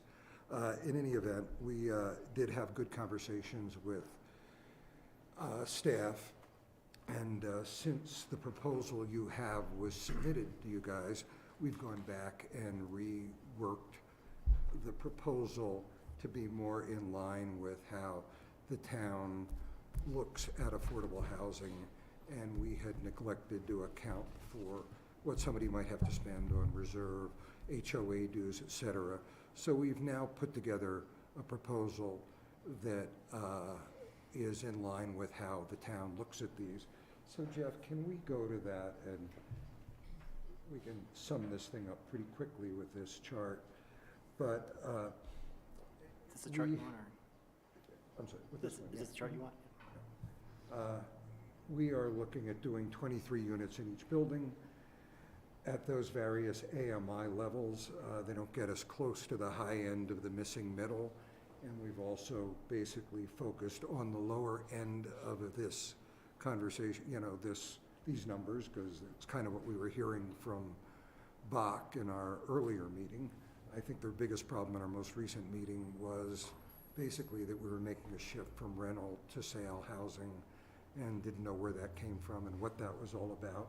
But we've really focused on the lower end of the missing middle. I think we're up to me, I'd be probably spreading it out equally between each of those categories, because I know that there is a need in each of those categories. But this is the mix we've come up with that I think we can make sense out of. It's basically the town's formula saying that people can afford to spend 30% of their income on affordable housing, or on their housing, and putting aside enough money for both the down payment as well as the cost of ownership and above and beyond a mortgage. So we've come up with this proposed distribution that addresses the desire to have some product, for sale product. And while I believe that maybe rental is a better product, I certainly don't think it's a mistake to do some sale housing, and that's what you guys have asked for. I know the optics of it are different. I know the economics one could argue about, but what I think we're most excited about is just moving the conversation from the lower end of the workforce to something that's more representative of what this community is today. I think this is a start. I think you guys are going to have to go a lot further. Anecdotally, there's not much to learn about the market right now. The Tree Farm is offering a 2-bedroom unit now for, was it $1 million? 1.4. 1.4 million for a 2-bedroom unit that's about 10% larger than what we're proposing. So the gap is just tremendous, and I really don't know what to do about it. We feel good about this proposal. We feel like we're addressing that missing middle. We're providing for sale housing, which is a priority, you guys, and we're targeting organizations like nonprofits, healthcare workers, and locally owned small business. I fear that we're going to have all our businesses sooner or later owned by absentee, non-local owners, because that's just kind of what's happened in Aspen. So I think we should support locally owned businesses as much as we can. And I think you all know we had an obligation to do 21 units. We're proposing 46. It's not only twice as many units, but they're 25% bigger. So given the minimum square footage we could be providing you, we're at about 275% of what we're obligated to do. So we're going above and beyond that. We feel we can afford to do that, and we're happy to do it. The real cost for this, there's a real cost in building all this additional stuff, but the real cost is the opportunity we leave on the table when we significantly increase what we're offering the town. So we're proud to do this. We feel the project can afford to do it, but we do need the time to do it. And Park Modern, it took us 10 years to build 7 buildings without any recession during that period, and reasonable access to labor and what do we call it, supply chain. It changed dramatically in our last building, which took us 40% longer to build, and it was at least 30% more expensive than we anticipated when we started. So it's the Wild West out there. I don't know where we're going to find the labor force to build any of this, but nothing none of our experience in 25 years of building Willets has suggested we have a prayer of a chance of doing this in 7 years, let alone 10. J. Ray Barlow has been with our team for 28 years, has built every bit of Park Modern as the construction manager. He is also an architect, licensed contractor, and I'd like him to just talk about what is going on in the world of construction so you just understand how unrealistic maybe even 10 years is for us. But certainly I want to say one more thing about that. In our sketch plan, when we made this proposal to do more units than we were required to do, we were pretty clear about our need to have these 10 years to have a chance of building this. And since we made that sketch plan application, I think last September, the challenge to building has only gotten dramatically more difficult. So J. Ray, why don't you tell these guys a little bit about what your experience has been and what your expectations are. Okay, great. Michael stole most of my thunder, but you're credible enough. but it might, as Jeff was scrolling through the site plan, you mind going back just to the overall site plan, Jeff?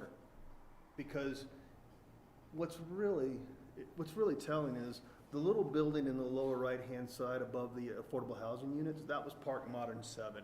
The landscaping, the utilities, everything around that building was complete.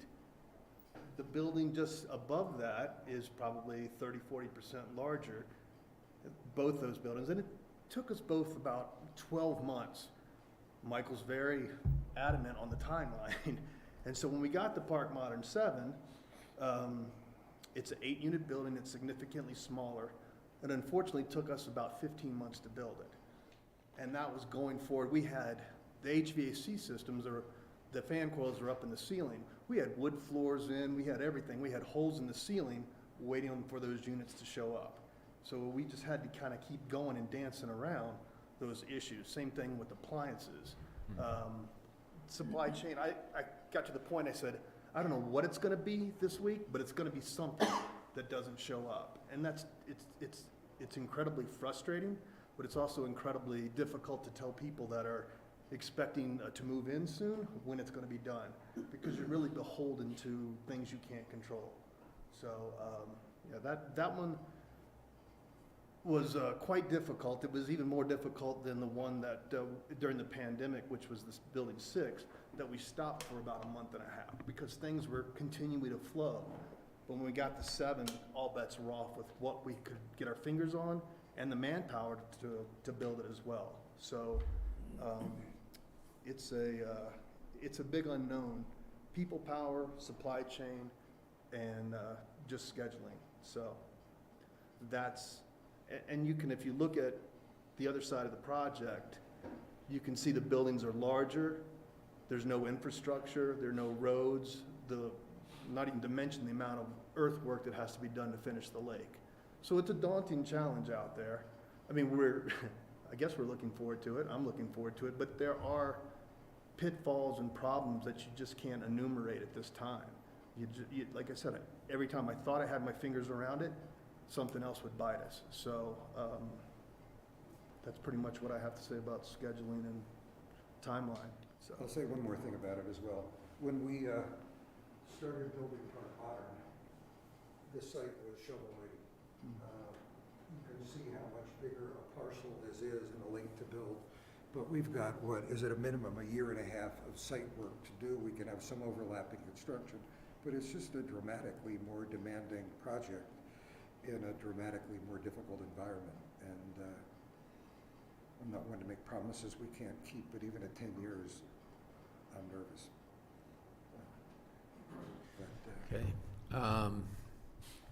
Comments, questions? I guess I have one more thing I'll weigh in on.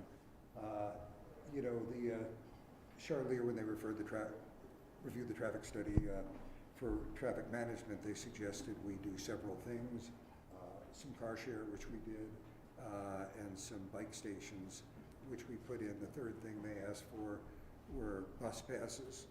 We thought, since we're trying to do a Basalt-centric project, if people need bus passes to get to their job in Aspen, their Aspen employers should be paying for that. On the other hand, we think that, we love what you guys are doing with the internal transit in Basalt.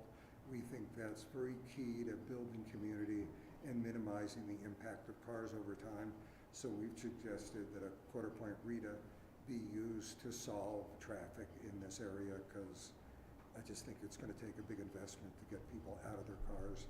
And I think it's one of the challenges for all of us is not to allow the car to be any more impactful than it already is, and hopefully something we can just back off from moving forward.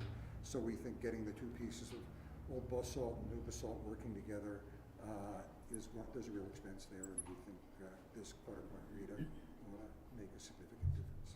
Okay. Council comments, questions? Do we have public comment? What's that, Glenn? Public comment? Yeah, you want to do that first? We'll do, this is a public hearing, so we will open the floor for comments from the public, either in person or virtually. You can call in, and you'll be acknowledged by our town clerk as you call in or dial in.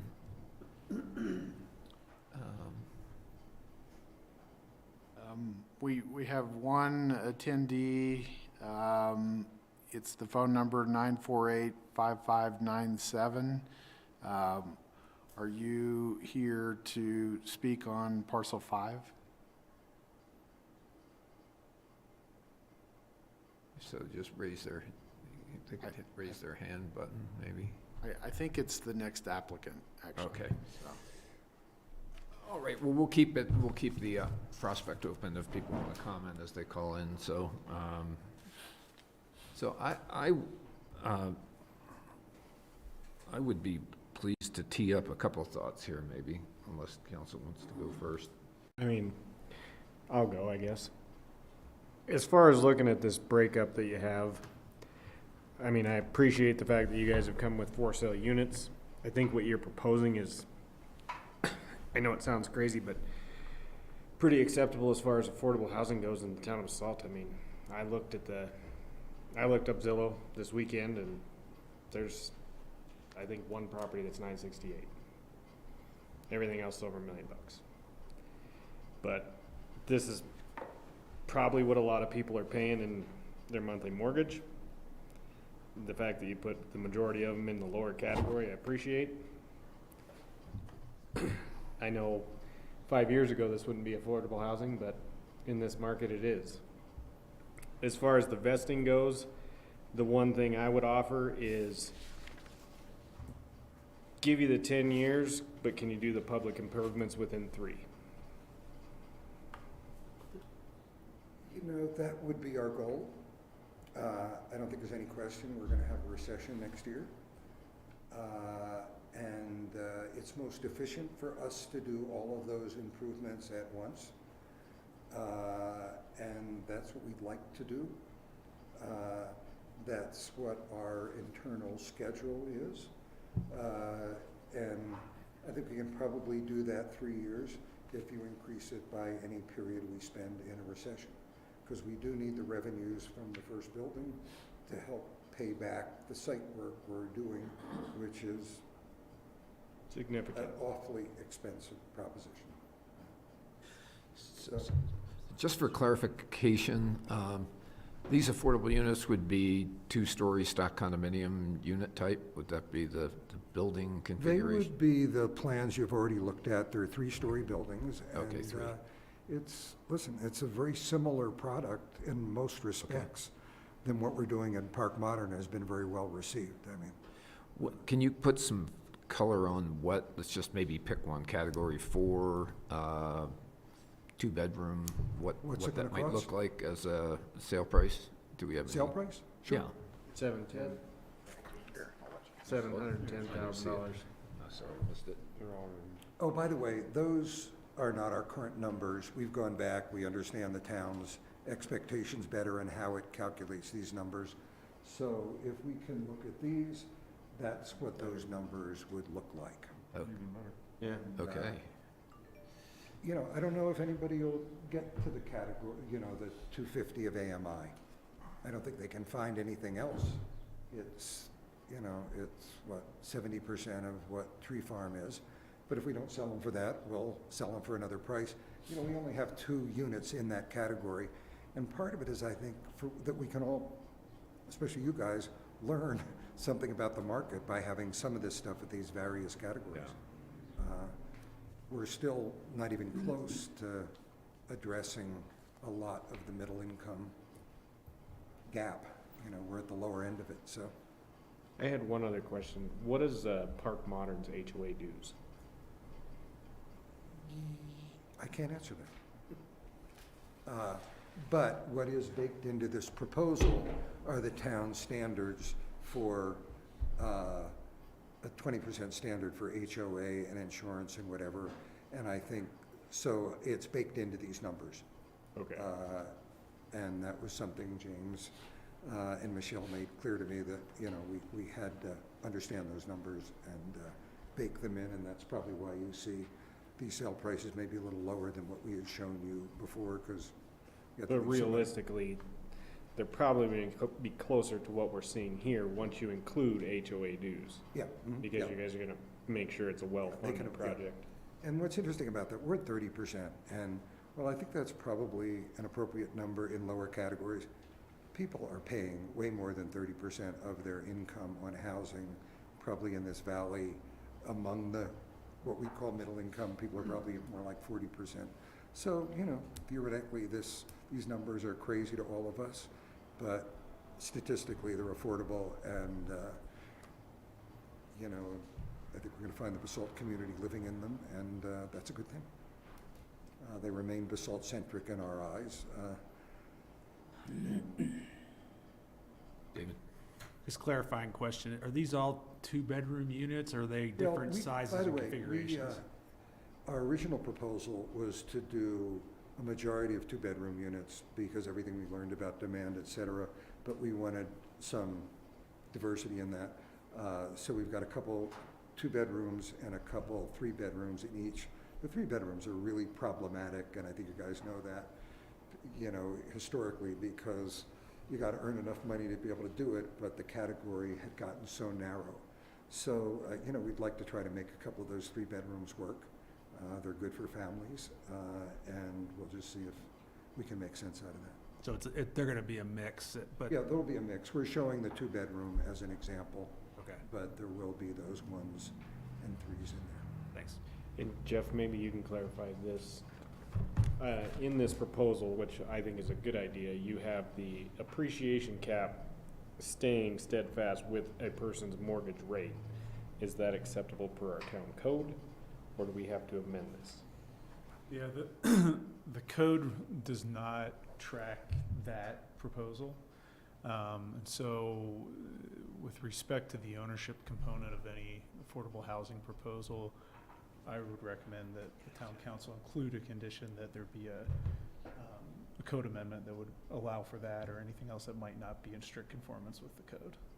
Yeah. So that's going to include the 100, these. Yeah, I'll let James correct me if I'm wrong, because he's more of the master of the community housing guidelines, but I don't believe that that would be consistent with what's set out in our code. Okay.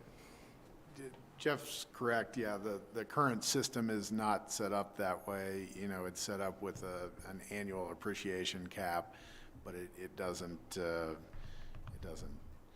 track the way the proposal tracks.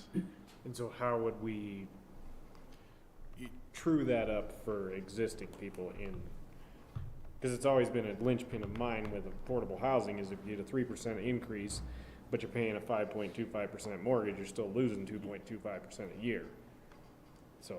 Well, you'd write it into this approval and probably do a code amendment with the final plan application, and that code amendment would give council the flexibility to write that in separate from the town's guidelines. Most of the current units that we have in the inventory actually specify that appreciation cap or that change in rental rate in their deed restrictions.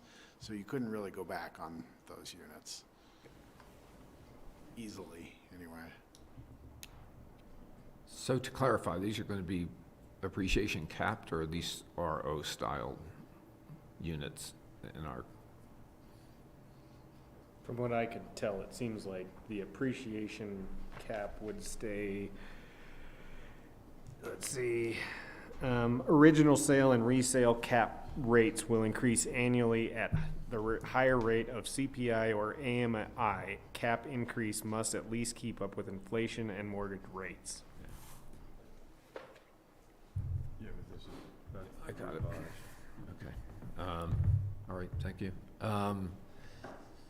Well, this is a remarkably responsive amendment to the plan. We've been down So- the rabbit hole on this one. Go ahead, Brian. Who's gonna run the program? Does the town have to do it? Are you guys? Well, I'm just. I've always wondered. That's a good question. Very good Because question. we set up all these great things and we sell to basalt-centric businesses, and then who's flushing out the paperwork, the ownership, Who's gonna make sure they're employed in Basalt and all those? Well, I don't know who's going to police it, and obviously that's been a problem up in Aspen. But I do think, and James and Michelle, who also knows a good bit about affordable housing, have been great to work with, and you're going to have to ask them that question. But right now, one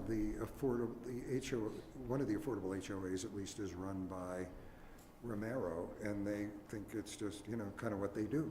They run HOAs, so these get sold, and I guess we do need a process for vetting those and a set of rules set up. But I think once they're in place, it's there. I do have to say, I think you do need a cap, an appropriate cap on appreciation, otherwise people can just buy these things and sell them, Well, it doesn't a come windfall affordable. for that first buyer. So I think to preserve them as an RO tool, you've got to have an appropriate appreciation cap. AMI has historically been a trailing, whatever you call it. It's not current, but I don't quite know how to answer those questions, but I guess that's a challenge for all of us during Brian this or process. James, But could you guys address how we administer the Sure. right of first, is it right of first refusal? So I think we would James have- is ready to speak Yeah, on okay. that. You 'cause ready to go? there Go is ahead, James. Ongoing administration with all of these. Yeah, we kind of have a process already set up to do that on both for sale and rental units. On for sale units, we have a limited inventory right now, but we do have some for sale units, and when they turn over, basically the new purchasers or potential purchasers are qualified by town staff to ensure that they meet the income requirements, they meet the employment requirements, and we get all the background information from them. On the rental product, on the privately owned rental product, there's usually a management group that does kind of the first cut of the applicants, and then they give that information to town staff, and town staff also does a qualification of the tenants based on employment, based on income limits, based on asset caps that are in our guidelines. So we already have, a process set up, basically. Is that process, is it scalable? I mean, To a certain extent. How many employees do you want? I mean, are 44 more units gonna kill it? If they're for sale units, probably not, because they don't turn over as often as your rental. On the rental, we requalify people on an annual basis. But, we've got some for sale units out there in the inventory, and they don't turn over very often. So, Elise? I just wanted to remind everyone too that Eagle County does have a housing authority. Kim Bell Williams sits on the Greater Roaring Fork Coalition. So that's always a possibility for additional support. I'm not sure what that would look like, but certainly something we could look into. But I guess my question is, now I forgot my question. So I'm going to go with my statement. Comment. I appreciate the efforts that you guys went to look at the middle income, the missing middle, and looking at for sale units. We gave you a directive and you followed on it, and I apologize to Bach, who probably was like, what the heck, where did this come from? But I do think that it's not our responsibility to provide units just because there's a shortage.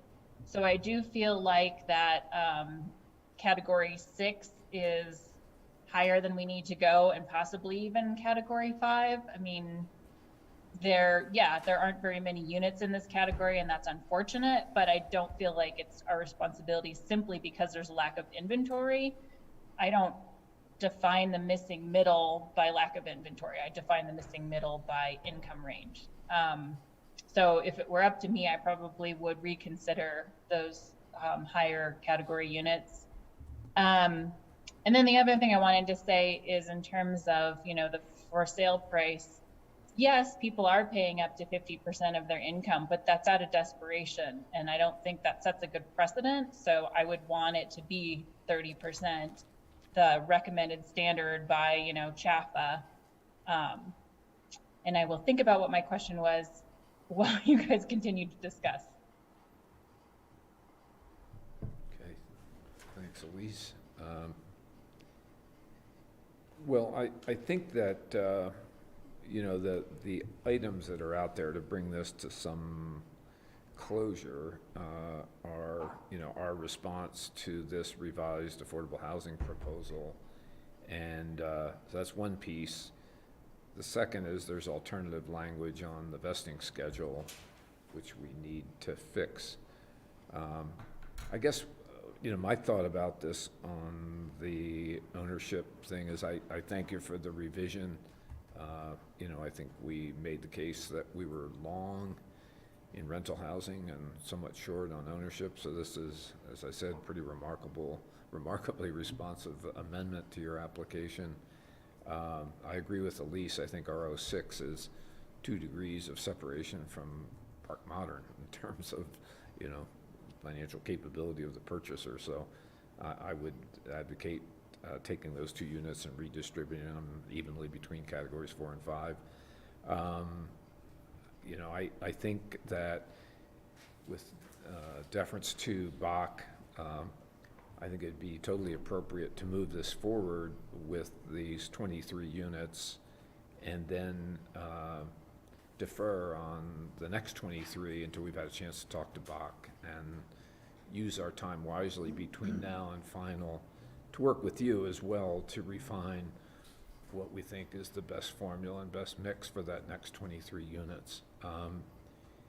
But my thinking on that is shaped by process and the nature of a preliminary plan approval, as Jody knows better than all of us. There is some sort of nuance, but there's certainly some reliance that's created at preliminary level, and I think the council has an obligation to at least cover off on our code requirement to assure that we have a bona fide proposal in front of us that addresses our code. So I think we're there. I think this does that. I think it's, I agree with Glenn. I think it's quite a nice contribution to the community, and I think it'll just get better, with 46 units. But I think we'll buy time to talk to you some more about, and we're probably going to be learning some things over the next couple of years. I think your forecast for the economy is probably pretty much spot on. Hard to refute that.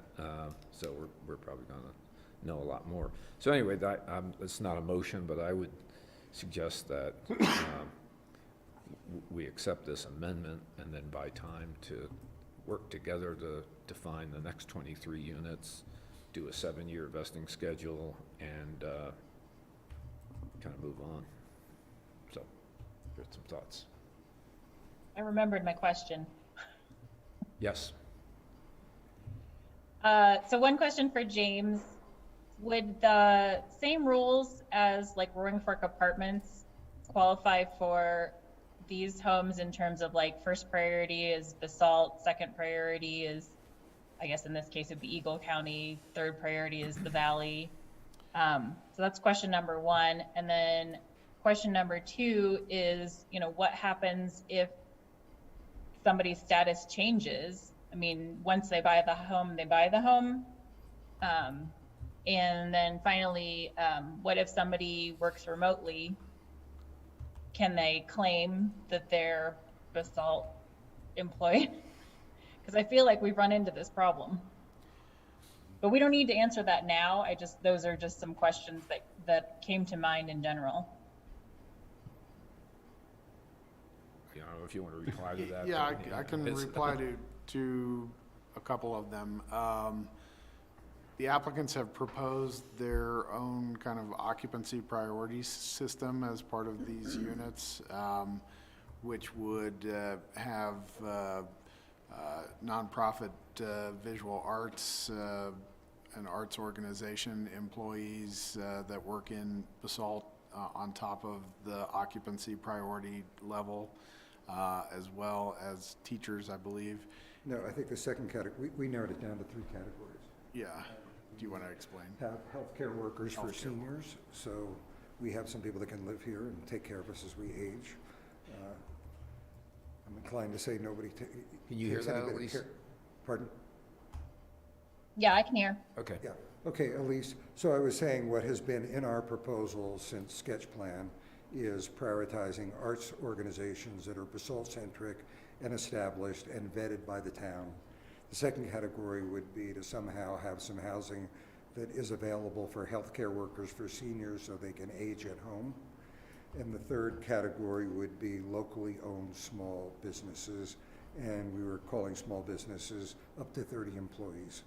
I think that's incredibly important. And I might just say about that, also the owner of a locally owned business ought to be able to live in Basalt.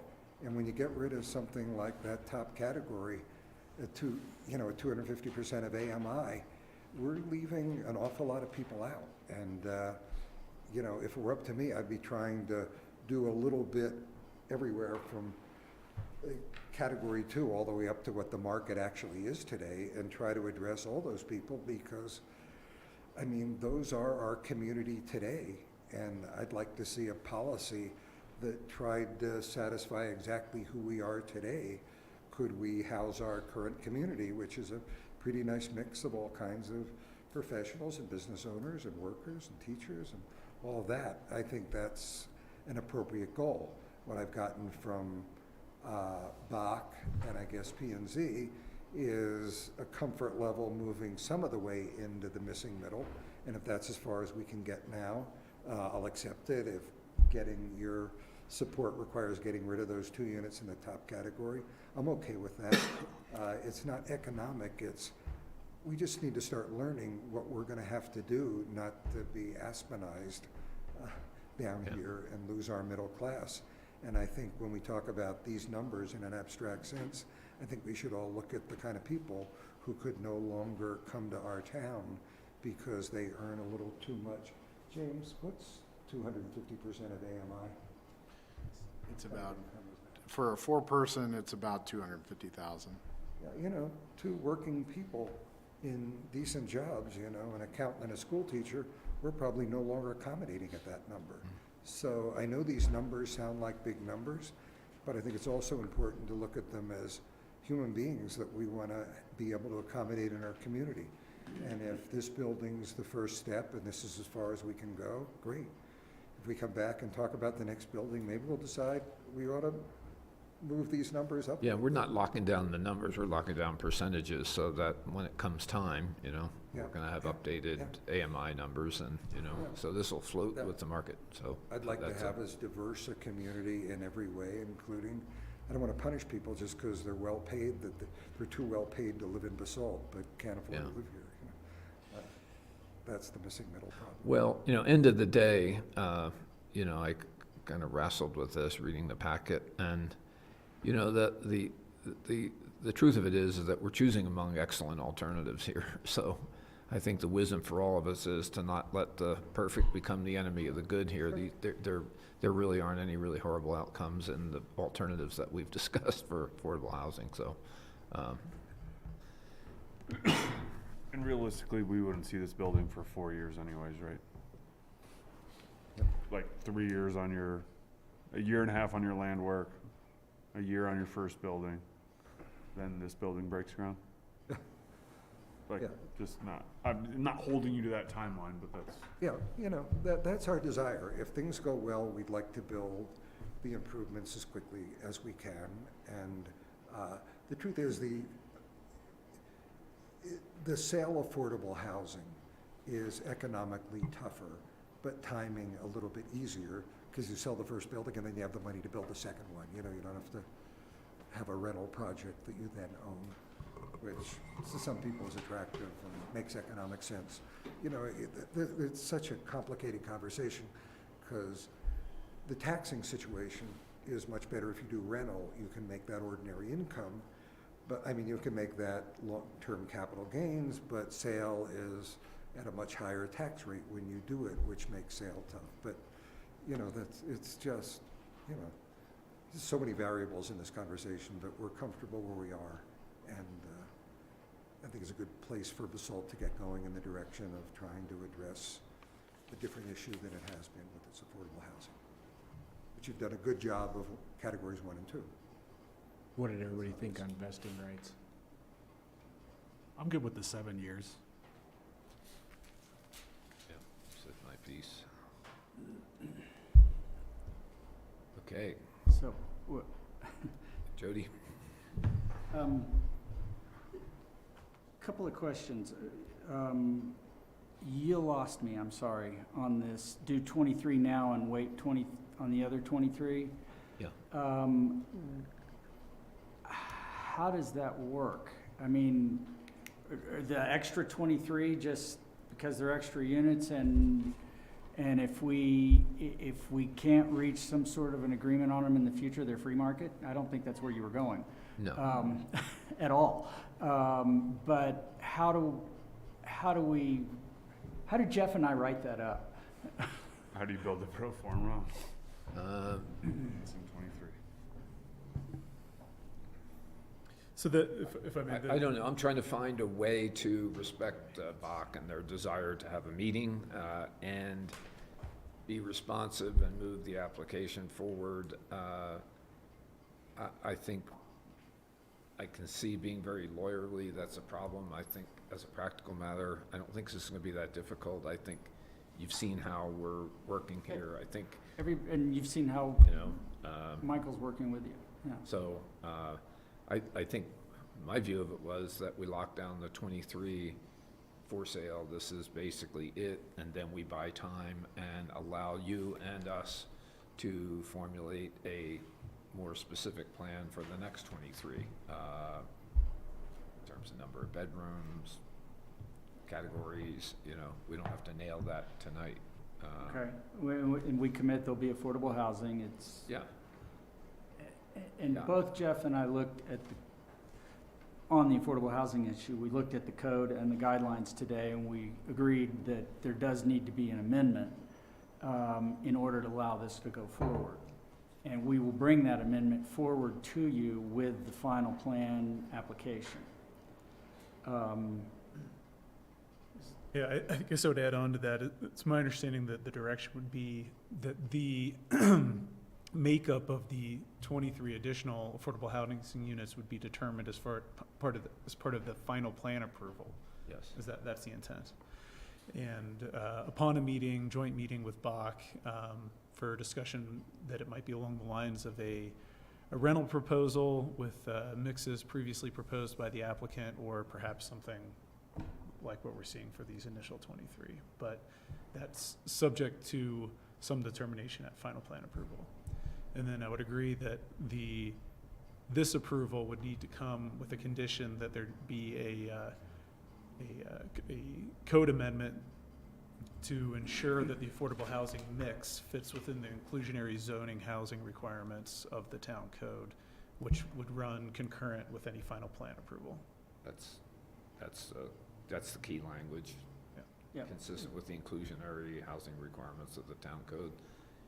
And approvals will not be unreasonably withheld. You heard that phrase before? I've written it a few times.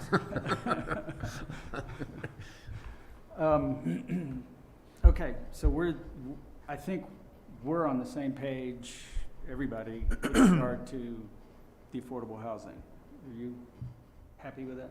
Yeah, I'm fine with the affordable housing, and I think the vesting is That's a more difficult topic. Okay. So you've seen our language, it's a 7-year vesting, that's the staff and P and Z recommendation. It just doesn't work for us. It just does not. Yeah, Okay. it doesn't work. And so, There's almost so no my, way- my alternative was give them the 10 years, but public improvements are done within 3 instead of 5 as it's And currently you said wrote. yes to that? Well, if that's what it takes to get this done, but I just can't build the project and certainly can't commit to doing more than the minimal affordable housing in 7 years. So, I think what he said was yes, with a potential recession extension. Is that, I don't know if that works. Let's say we're in a recession for 1 year, it turns into 4 instead of 3. Who determines the Yeah. beginning and end of Yeah, that's Yeah, what who I was deter- gonna- who determines the there is- recession date? I forget what it's called, it's Date and Economic Development Counselor, there's some official group that declares the beginning, and they always do it in retrospect, but there is an official governmental group that declares the beginning and end of a recession. I think we're already in it, but that's just me. I'm not an economist. So, you know, we started Yeah, building you- Willets yeah. in 97, So so the it's been definition 25 is years. negative growth. And You have you've to have been a through the quarterly recession thing report with Willets of Right. negative before. growth. And it's to determined constitute a retrospect. I recession. know what that was like. Yeah. But doesn't It- the vesting, I guess I would say, there's a process that would allow you to come back and for this council to take into consideration economic, externalities that weren't under the control. If I knew I was gonna have these 7 people sitting here in 7 years, and you, I'd say great. Hey, I'm 72. I'd be happy to be If sitting I knew I was anywhere gonna in be here 70 in 70 What did you say, Bill? But I don't know who I'm going to be, God, I hope it's not me, but somebody sitting in this chair is going to be dealing with somebody, and we need some assurance of being able to go forward with making these kinds of commitments. These are some, Michael's bringing forward some essentially unreal proposals here. This is not the kind of thing you usually see being brought into the town.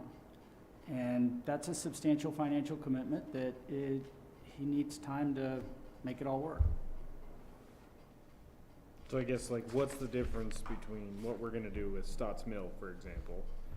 We're changing the allotted time for that, we're modifying it. I get that you're worried that you might not have the same people, but that's what's written in how that approval worked. Is the opportunity to come forward to a future council and say, hey, It's always funny, everybody always puts this language in, no further subdivision, no further this, no further that. Well, that's all baloney, it's all whatever the future council will agree to.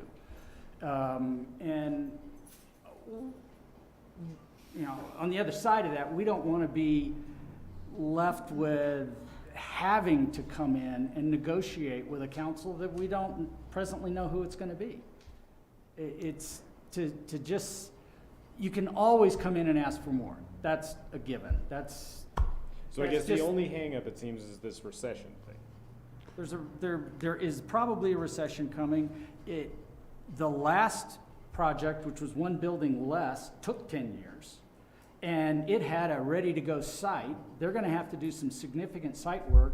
There was no manpower shortage when they started 10 years ago. There was no supply chain shortage when they started Park Modern 10 years ago. I just think it's unrealistic, and we all know it's unrealistic, so why sign off on an unrealistic deal today that it's gonna be done in 7 years? It ain't gonna be done in 7 years, and we kinda all know that. But what I'm saying is if we gave you 10 years and the public improvements were done within 3, the only thing that came up that changed that subject was the recession thing.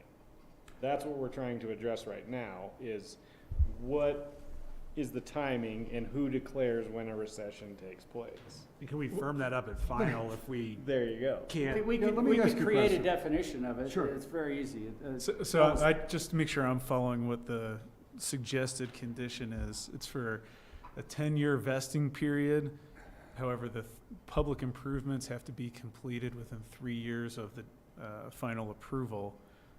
But is your suggestion that that 3-year period can then be extended upon there being a determination by someone other than us Like that there's a That's recession. not mine is the simple, you get your 10 years 10 and 3. vested. He said 10 and 3. He's saying a 3. He said 10 and 3. Okay, so maybe I should be looking this way. Can't we split So the that'd difference and do 10 and 4, and then I that mean, their builds in? proposal was 10 and Let 5. me just throw something out there. We have waited, 6 months for certain kinds of pipe to show up on the job to do underground stuff. We need some sort of force majeure, mechanism for things we simply can't control.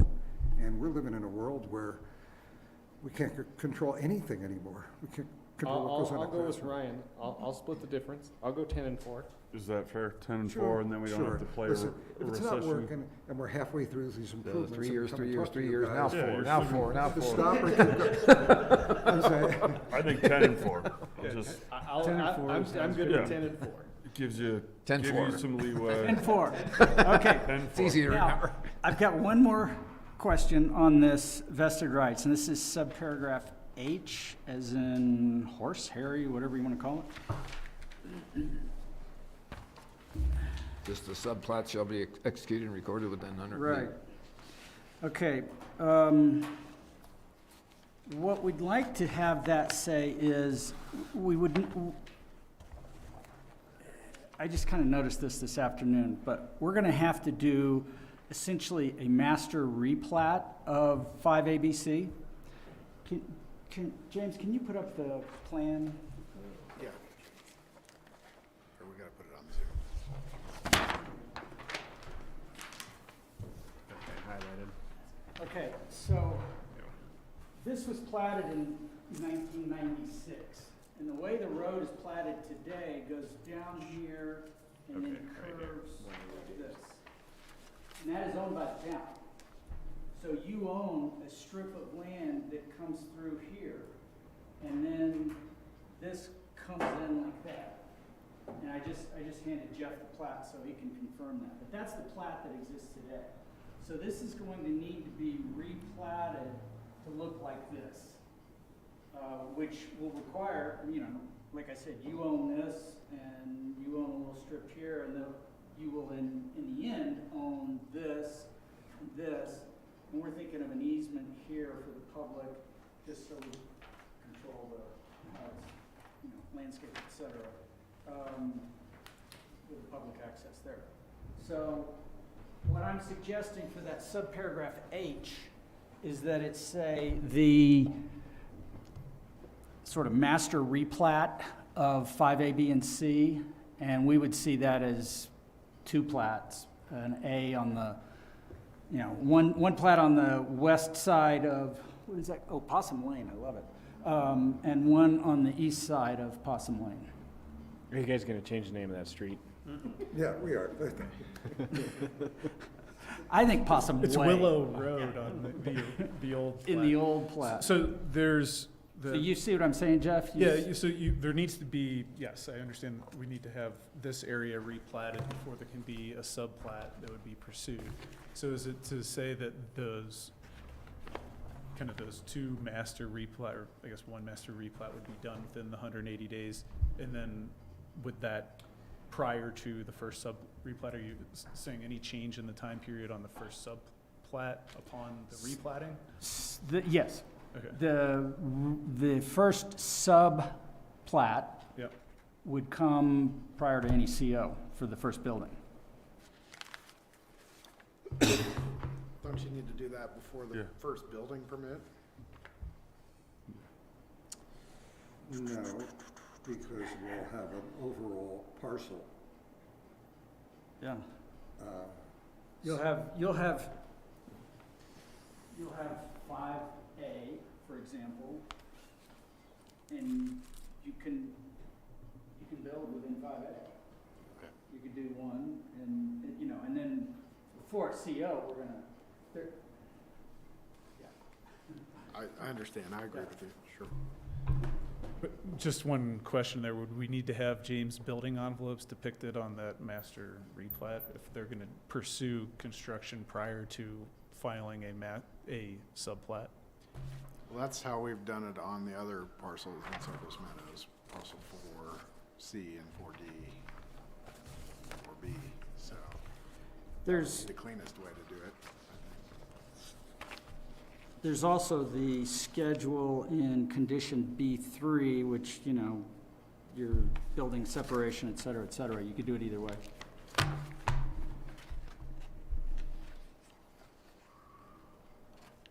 Well, staff could probably work on that between preliminary and final to determine.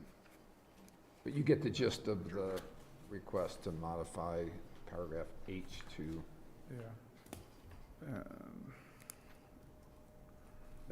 And that's consistent with the order in which we're gonna do the work as well, because we're gonna start with the site work.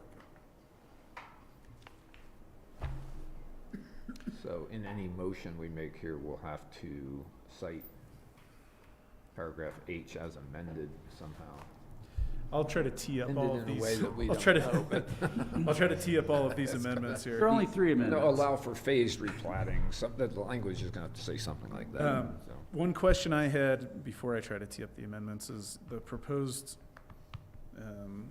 affordable housing option on these 23 units. There was a specific mix that was presented for different categories. I think that's for discussion with our Bach Is Well, it, what or is about that the, the what second about the building? current 23? Yeah, Of the so, current, of the categories? yeah, Yeah, my motion was simply to take category 6 and just put 1 in category 4 and 1 in category 5. And then accept the list with that amendment. Bill, I just, how about if we left 1 in there? Just, I'm not sure we're gonna find anything. I'd just like to find out what we learned from having that out there.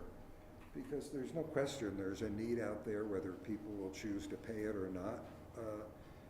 You know, it's sort of like. You mean for the category 6? Yeah, for the category 6. I think they have 106 category 6 units going to be sitting right next door to them that you're going to create, Well, so. No, they're gonna, Those those are gonna- category those are gonna be 25s. $2.5 million, Bill. Category 16. Yeah, exactly, exactly. They're gonna be expensive. Yeah, okay. I'll defer to the council on that one. Yeah, and so will I, of course. Yeah. What do you guys think? Elise? I mean, if it doesn't sell, it's gonna go into one of those other categories anyways, so it's not. I think Elise's video is frozen. But earlier, she said she would prefer to get rid of the top 2 or 3 categories. She's back. I mean, I don't want to think put that- words in her mouth. there are plenty of people in this town that make, as a couple, $200,000 to $250,000 a year. So, I know there's a lot of working professionals that do make that money, that can afford to buy a $2 million house, but they could afford to buy a $1 million house. So, Okay. I'm fine with leaving it. I'm okay leaving it then. Elise? I'm easily persuaded, I guess. Elise didn't like it, but. No, I don't like it. I just, I don't understand why we think that's the missing middle. If somebody could make a plausible argument why that's the missing middle, that's somebody who can pay a $7,000 mortgage. And keep in mind, I'm married to a small business owner, so I understand the finances of the missing middle pretty well. And I'm struggling with this. I think it's the upper end of the missing middle, honestly. So like I was saying, I mean, if you have a couple that both make $125,000, they can't afford to buy a $2 million house in Basalt, but if they could afford to buy a quote-unquote affordable $1 million house in Basalt, and they both live and work in Basalt, you are still doing employee housing for Basalt employees. And I don't think that that's unheard of to say, you know, not everybody is a waiter or waitress. There are people that do have decent jobs that still can't afford to buy a house here. I know it sounds crazy.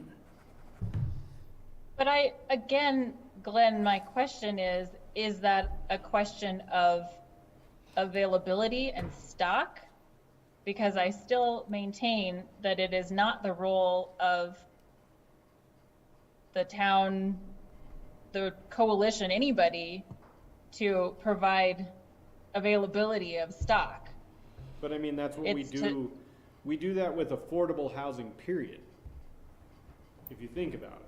Because when you say that it's not our job to provide availability of affordable, of stock, That's the whole purpose of what we're doing. There's no stock that exists in an $80,000 house.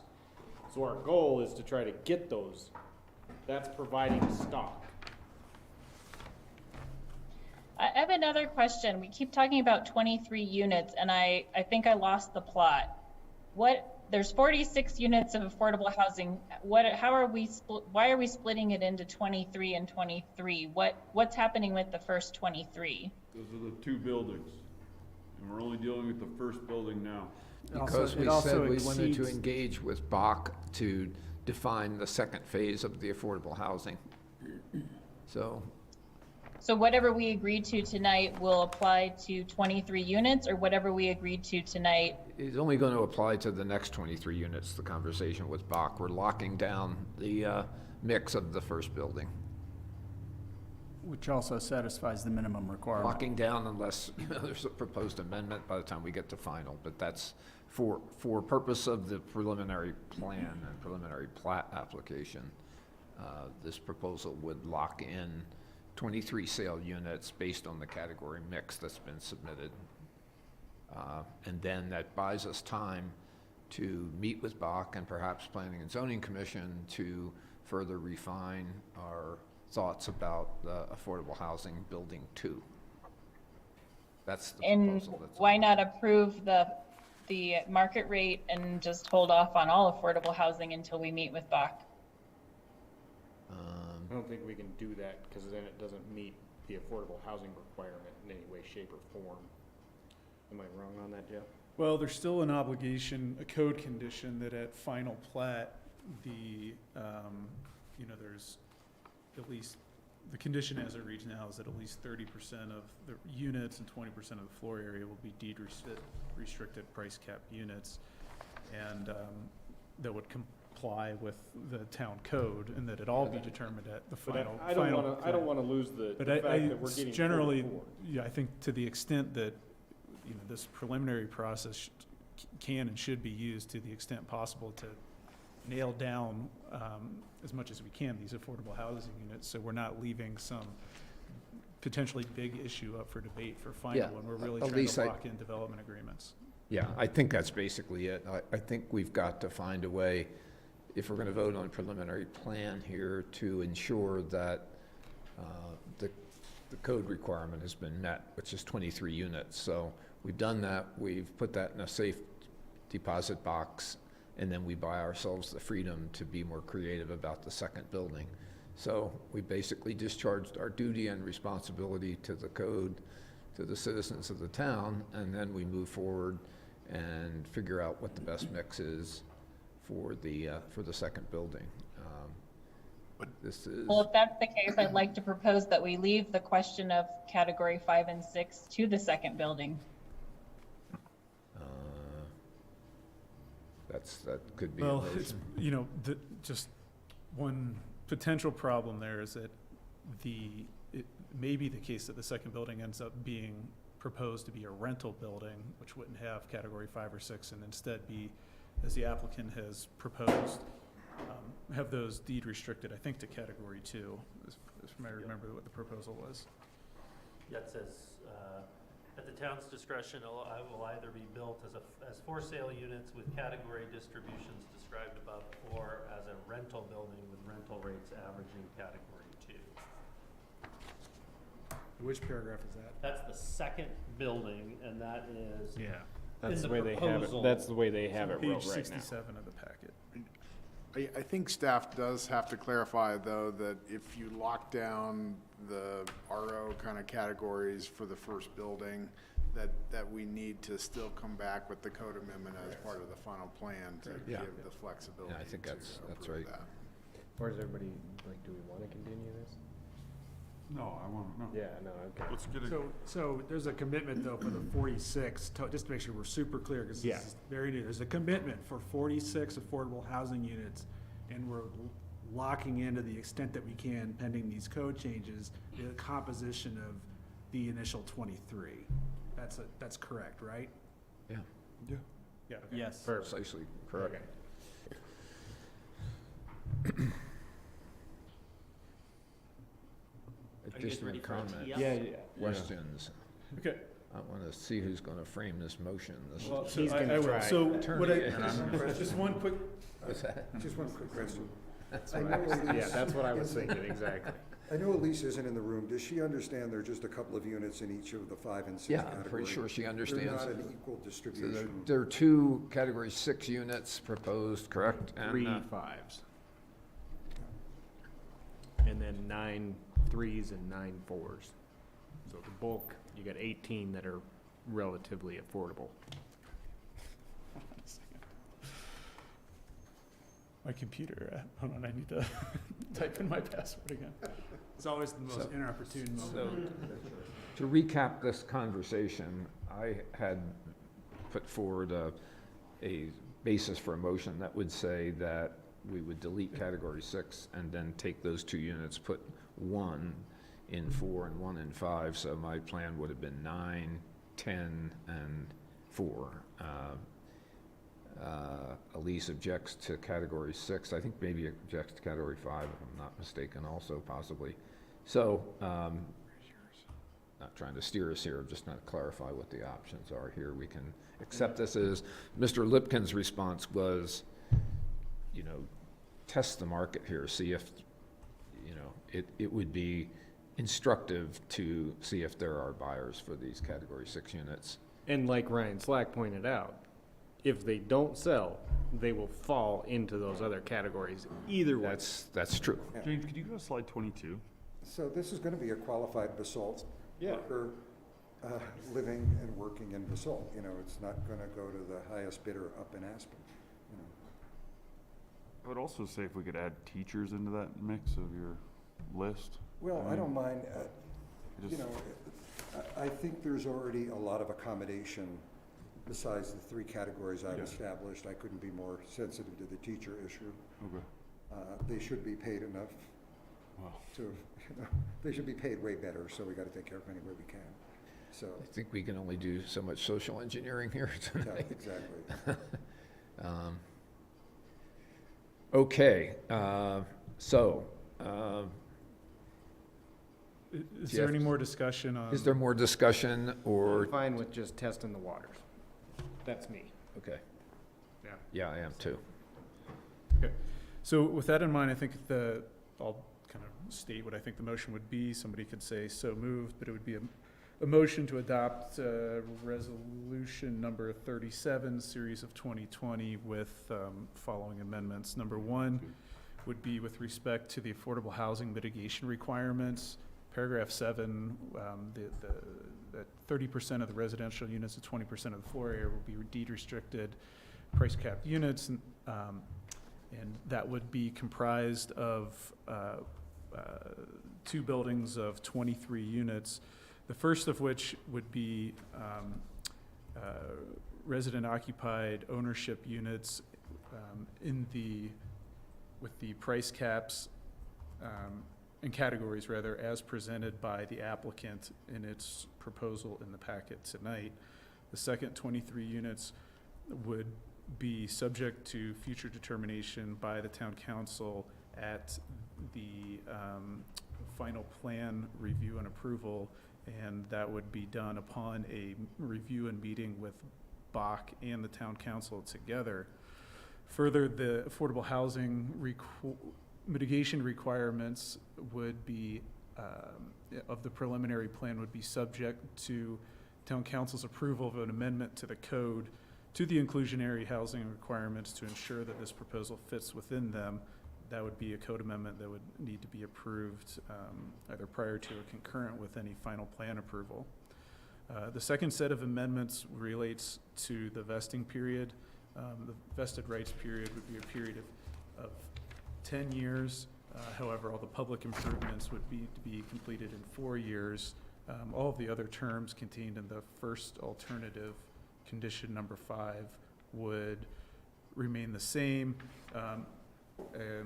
except, however, there'd be one additional change to that vested rights period, and that's to subparagraph H, to replace that with a requirement that within 180 days of the final approval of development, that there be a master replat of parcels 5A, B, and C that comprise the development property to relocate or reconform the proposed or existing rights-of-way within the project, and also to depict building envelopes within the project so that future subplats can conform thereto. And what else am I missing? Vesting rights. I think we No, did he that. got it. Got that one. Okay, that, because those were, I thought I had three, but that was all You did. three. Okay. You did. All right. Affordable housing, Yeah. plating. With the code amendment. Investing in its planning He had that. I think he's got it. Yeah, 10 and 4. So moved. So, second. Work. There's no way I could repeat what you just said. Okay, it's been moved by Councilor Drummond and seconded by Councilor Knight, and so please call the roll, Pam. Okay, let's begin with Ryan Slack, Yes. Bill Kane, Yes. David Knight, Yes. Angela Anderson, Yes. Glenn Drummond, Yes. Elise Hoddle. I won't hold up the whole thing for my concern, but I've stated it, so yes. Thank you. Motion carries unanimously. Thank you all very much. Thank you. Thank you, guys. and, It's been creative. We'll see you, or we'll see you sometime, I guess. Great. Thanks for working with us. This is the rest of that plan. Okay, we have additional agenda items. We'll let these gentlemen clear up the room. We may just have a quick second. Should be pretty straightforward. I think so. It's got one more. Yeah, we do. Just waiting for it to quiet down and get our town attorney back. So there's time to meet in between. And you could also Don't use this very often. you gotta hit it harder, Bill. You get like whack. It's all in the wrist. Okay, one more item, folks. We've got item number 70. This is a public hearing and second reading of ordinance number 13, series of 2022, an ordinance of the Town Council, Town of Basalt, Colorado, granting amendments to the phasing for the Stotts Mill development in Basalt, Colorado. James Lynn. And I believe we have Briston Peterson on via Zoom. Briston, can you hear us? Yes, I can, James. Okay, thank you.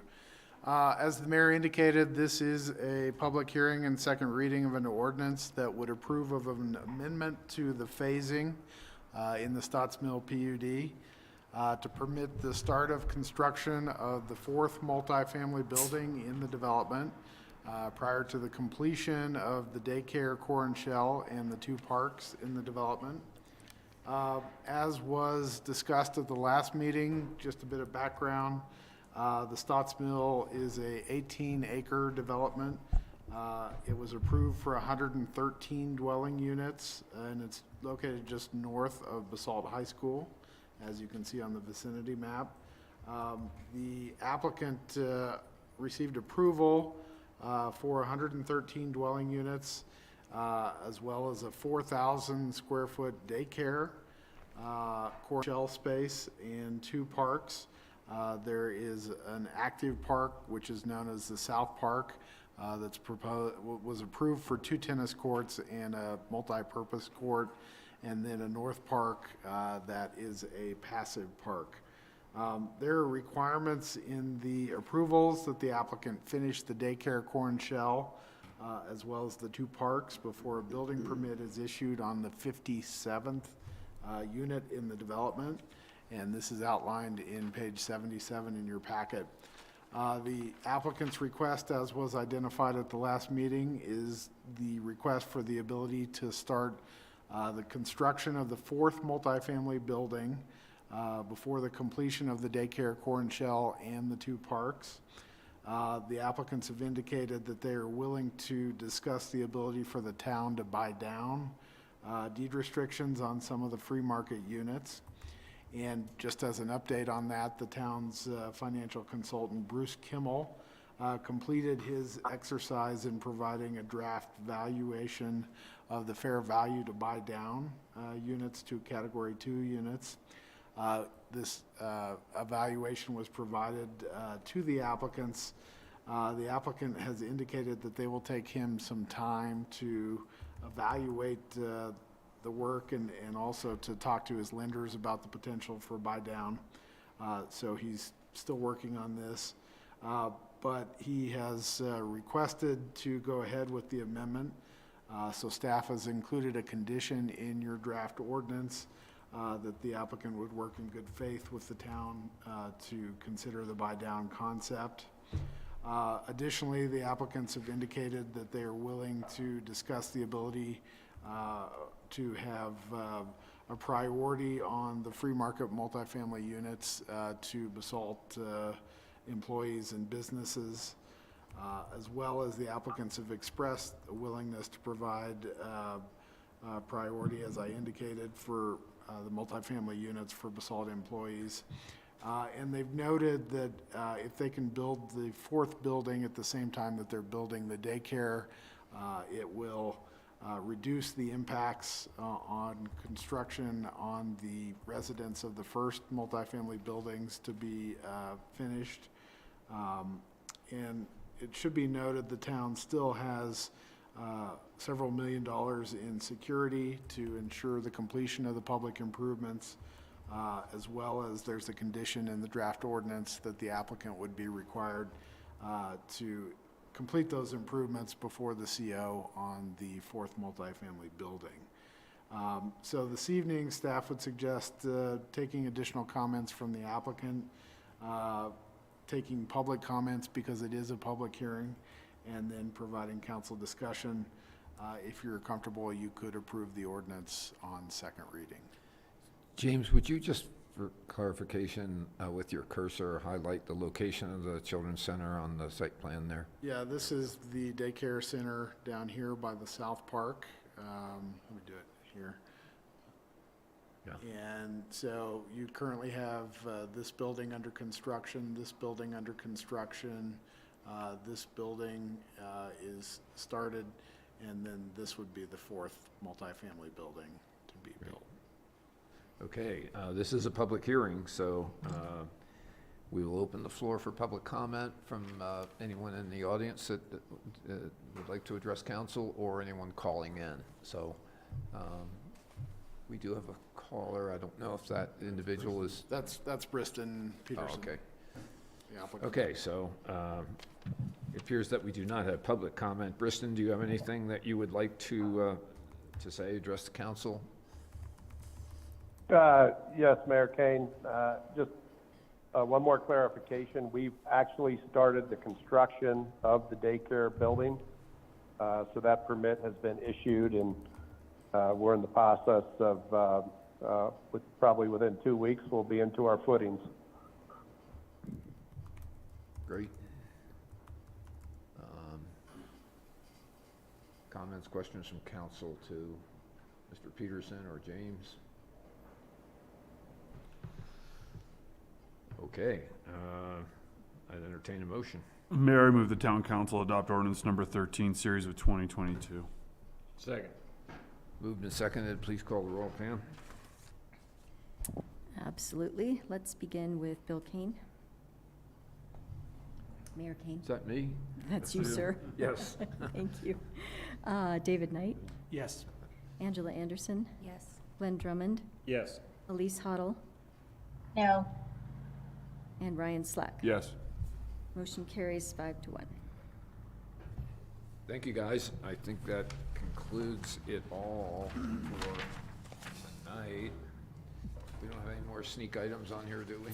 No. No, because we moved the last one. Else for you. Thank you, folks. It's 9 o'clock, so all is well. So, And then the next meeting, we'll be bringing in did a them special guest to run the meeting. yes, we got Mayor pro tem.